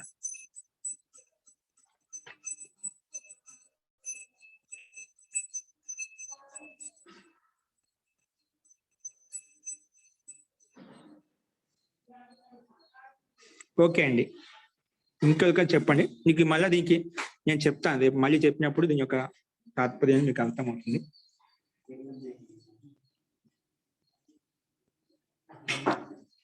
ఇది విషయం కూడా అన్నిటికంటే సరళమైన విషయం అండి. మీకైనా కష్టం అనిపించచ్చు, చెప్తాను అది మీకు. అది సరళంగా ఉండేది ఏంటంటే ఇది ఈ ప్రకృతి యొక్క రహస్యం. ఈ సత్వగుణము, రజోగుణము, తమో గుణాలను ఈ 4 విభాగాలు ఎలా విభజించారు అది విభజించి అవిశేషాలు అంటే ఏమిటి, విశేషాలు అంటే ఏమిటి, లింగం అంటే ఏమిటి, అలింగం అంటే చెప్పుకున్నామంట. ఇప్పుడు విశేషం అంటే ఏమిటి, మనకు కనిపించేది విశేషంగా, ప్రత్యేకంగా ఏవైతే విశేషంగా కనిపిస్తున్నా మన విశేషాలు చెప్పాం. అవి దానికంటే కొన్ని సూక్ష్మంగా ఉండేది అవిశేషాలు, సూక్ష్మంగా ఉండేది అవిశేషాలు అని చెప్పుకున్నాం. దానికంటే సూక్ష్మంగా ఉండేది లింగము, అవిశేషంగా సూక్ష్మంగా లింగం అంటే మహాతత్వం. ఆ మహాతత్వం కంటే సూక్ష్మంగా ఉండేది అలింగము.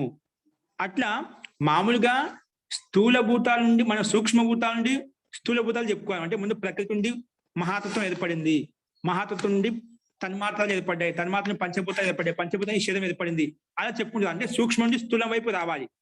కానీ ఇక్కడ మనకు స్థూలం నుండి సూక్ష్మభూతం వైపు అంటే రివర్స్ చెప్పుకున్నామని. ఎందుకు చెప్పుకున్నాం?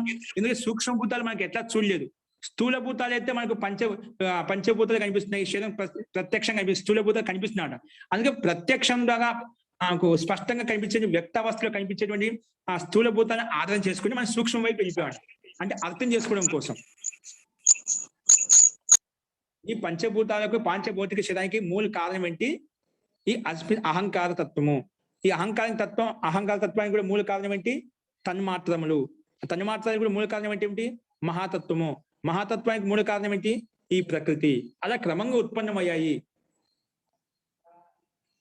ఈ వ్యక్తావస్థలో ఉన్నప్పుడే మనము పురుషార్థం చేసుకోగలుగుతాము. అవి అవ్యక్త అవస్థలో ఉన్నప్పుడు, అవి ప్రకట రూపంలో లేనప్పుడు మనము వీటిని ఉపయోగించుకోలేము, పురుషార్థం చేయలేము. జీవాత్మ శరీరం సంబద్ధం కావాలంటే ఖచ్చితంగా ఇవి ఉత్పత్తి కావాలి, ఈ సృష్టి నిర్మాణం జరగాలి. సృష్టి నిర్మాణం జరిగినప్పుడే మనము పురుషార్థం చేయగలుగుతామంట. అప్పుడే కదా జీవాత్మ శరీరంతో సంబద్ధం అవుతున్నామంట.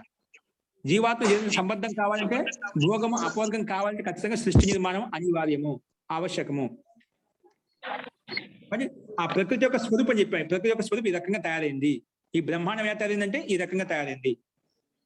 అది 4 రకాలు చెప్పుకున్నాం. విశేష రూపంలో బాగా కనిపించే విశేషంగా ఉంది, దానికంటే సూక్ష్మంగా అవిశేషము, దానికంటే సూక్ష్మది లింగము, దానికంటే అత్యంత సూక్ష్మది అలింగము. అలింగం అంటే వ్యక్త అవస్థ కానిది అలింగం అంటాం, అవ్యక్తం.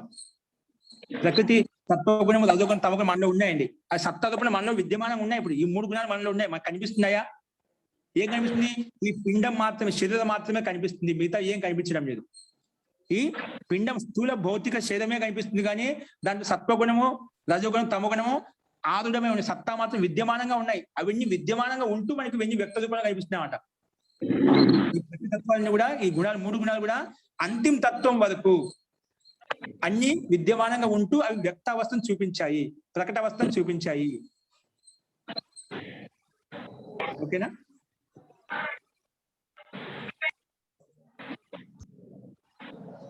ఇది మళ్ళీ మ్యూట్ సమస్య వస్తుందా? లేదు మహోదయ, బానే ఉంది. జీ. ధన్యవాదాలు మహోదయ. ఓకే అండి, ధన్యవాదాలండి మహోదయ. మ్యూట్ అయిపోతాను మహోదయ. ఏంటండి? ప్రశ్న వేయగానే మ్యూట్ చేసేస్తున్నారు, అందుకని మళ్ళీ వెంటనే నేనేమి ప్రశ్న వేయలేకపోతున్నాను. లేదండి మహోదయ, సిస్టమ్ ఏదో తేడా వచ్చిందండి. సౌండ్స్ వచ్చిన వాళ్ళందరివి ఆన్ లో ఉంటున్నాయి. నేను ఎవరైతే ప్రశ్న వేసామో మాది మ్యూట్ అయిపోతుంది. మళ్ళీ నేను అడగలేకపోతున్నాను, ఇంకా వినడం తప్ప. సెట్టింగ్ ప్రాబ్లం ఒకసారి చూస్తాను. నిన్న కూడా వచ్చిన సమస్య, సాయంత్రం ఈవినింగ్ పార్టీలో కూడా ఒకసారి చూస్తాను. కనుక్కోవాలండి ఒకసారి. ఓకేనా? ఒకసారి చూస్తాను. తేడా వచ్చిందండి అక్కడ. ధన్యవాదాలు మహోదయ. ధన్యవాదాలండి. మళ్ళీ రేపు కలుద్దాం. నమస్తే. నమో నమః మహోదయ. ధన్యవాదాలు. అస్తు, సర్వేభ్యో నమః.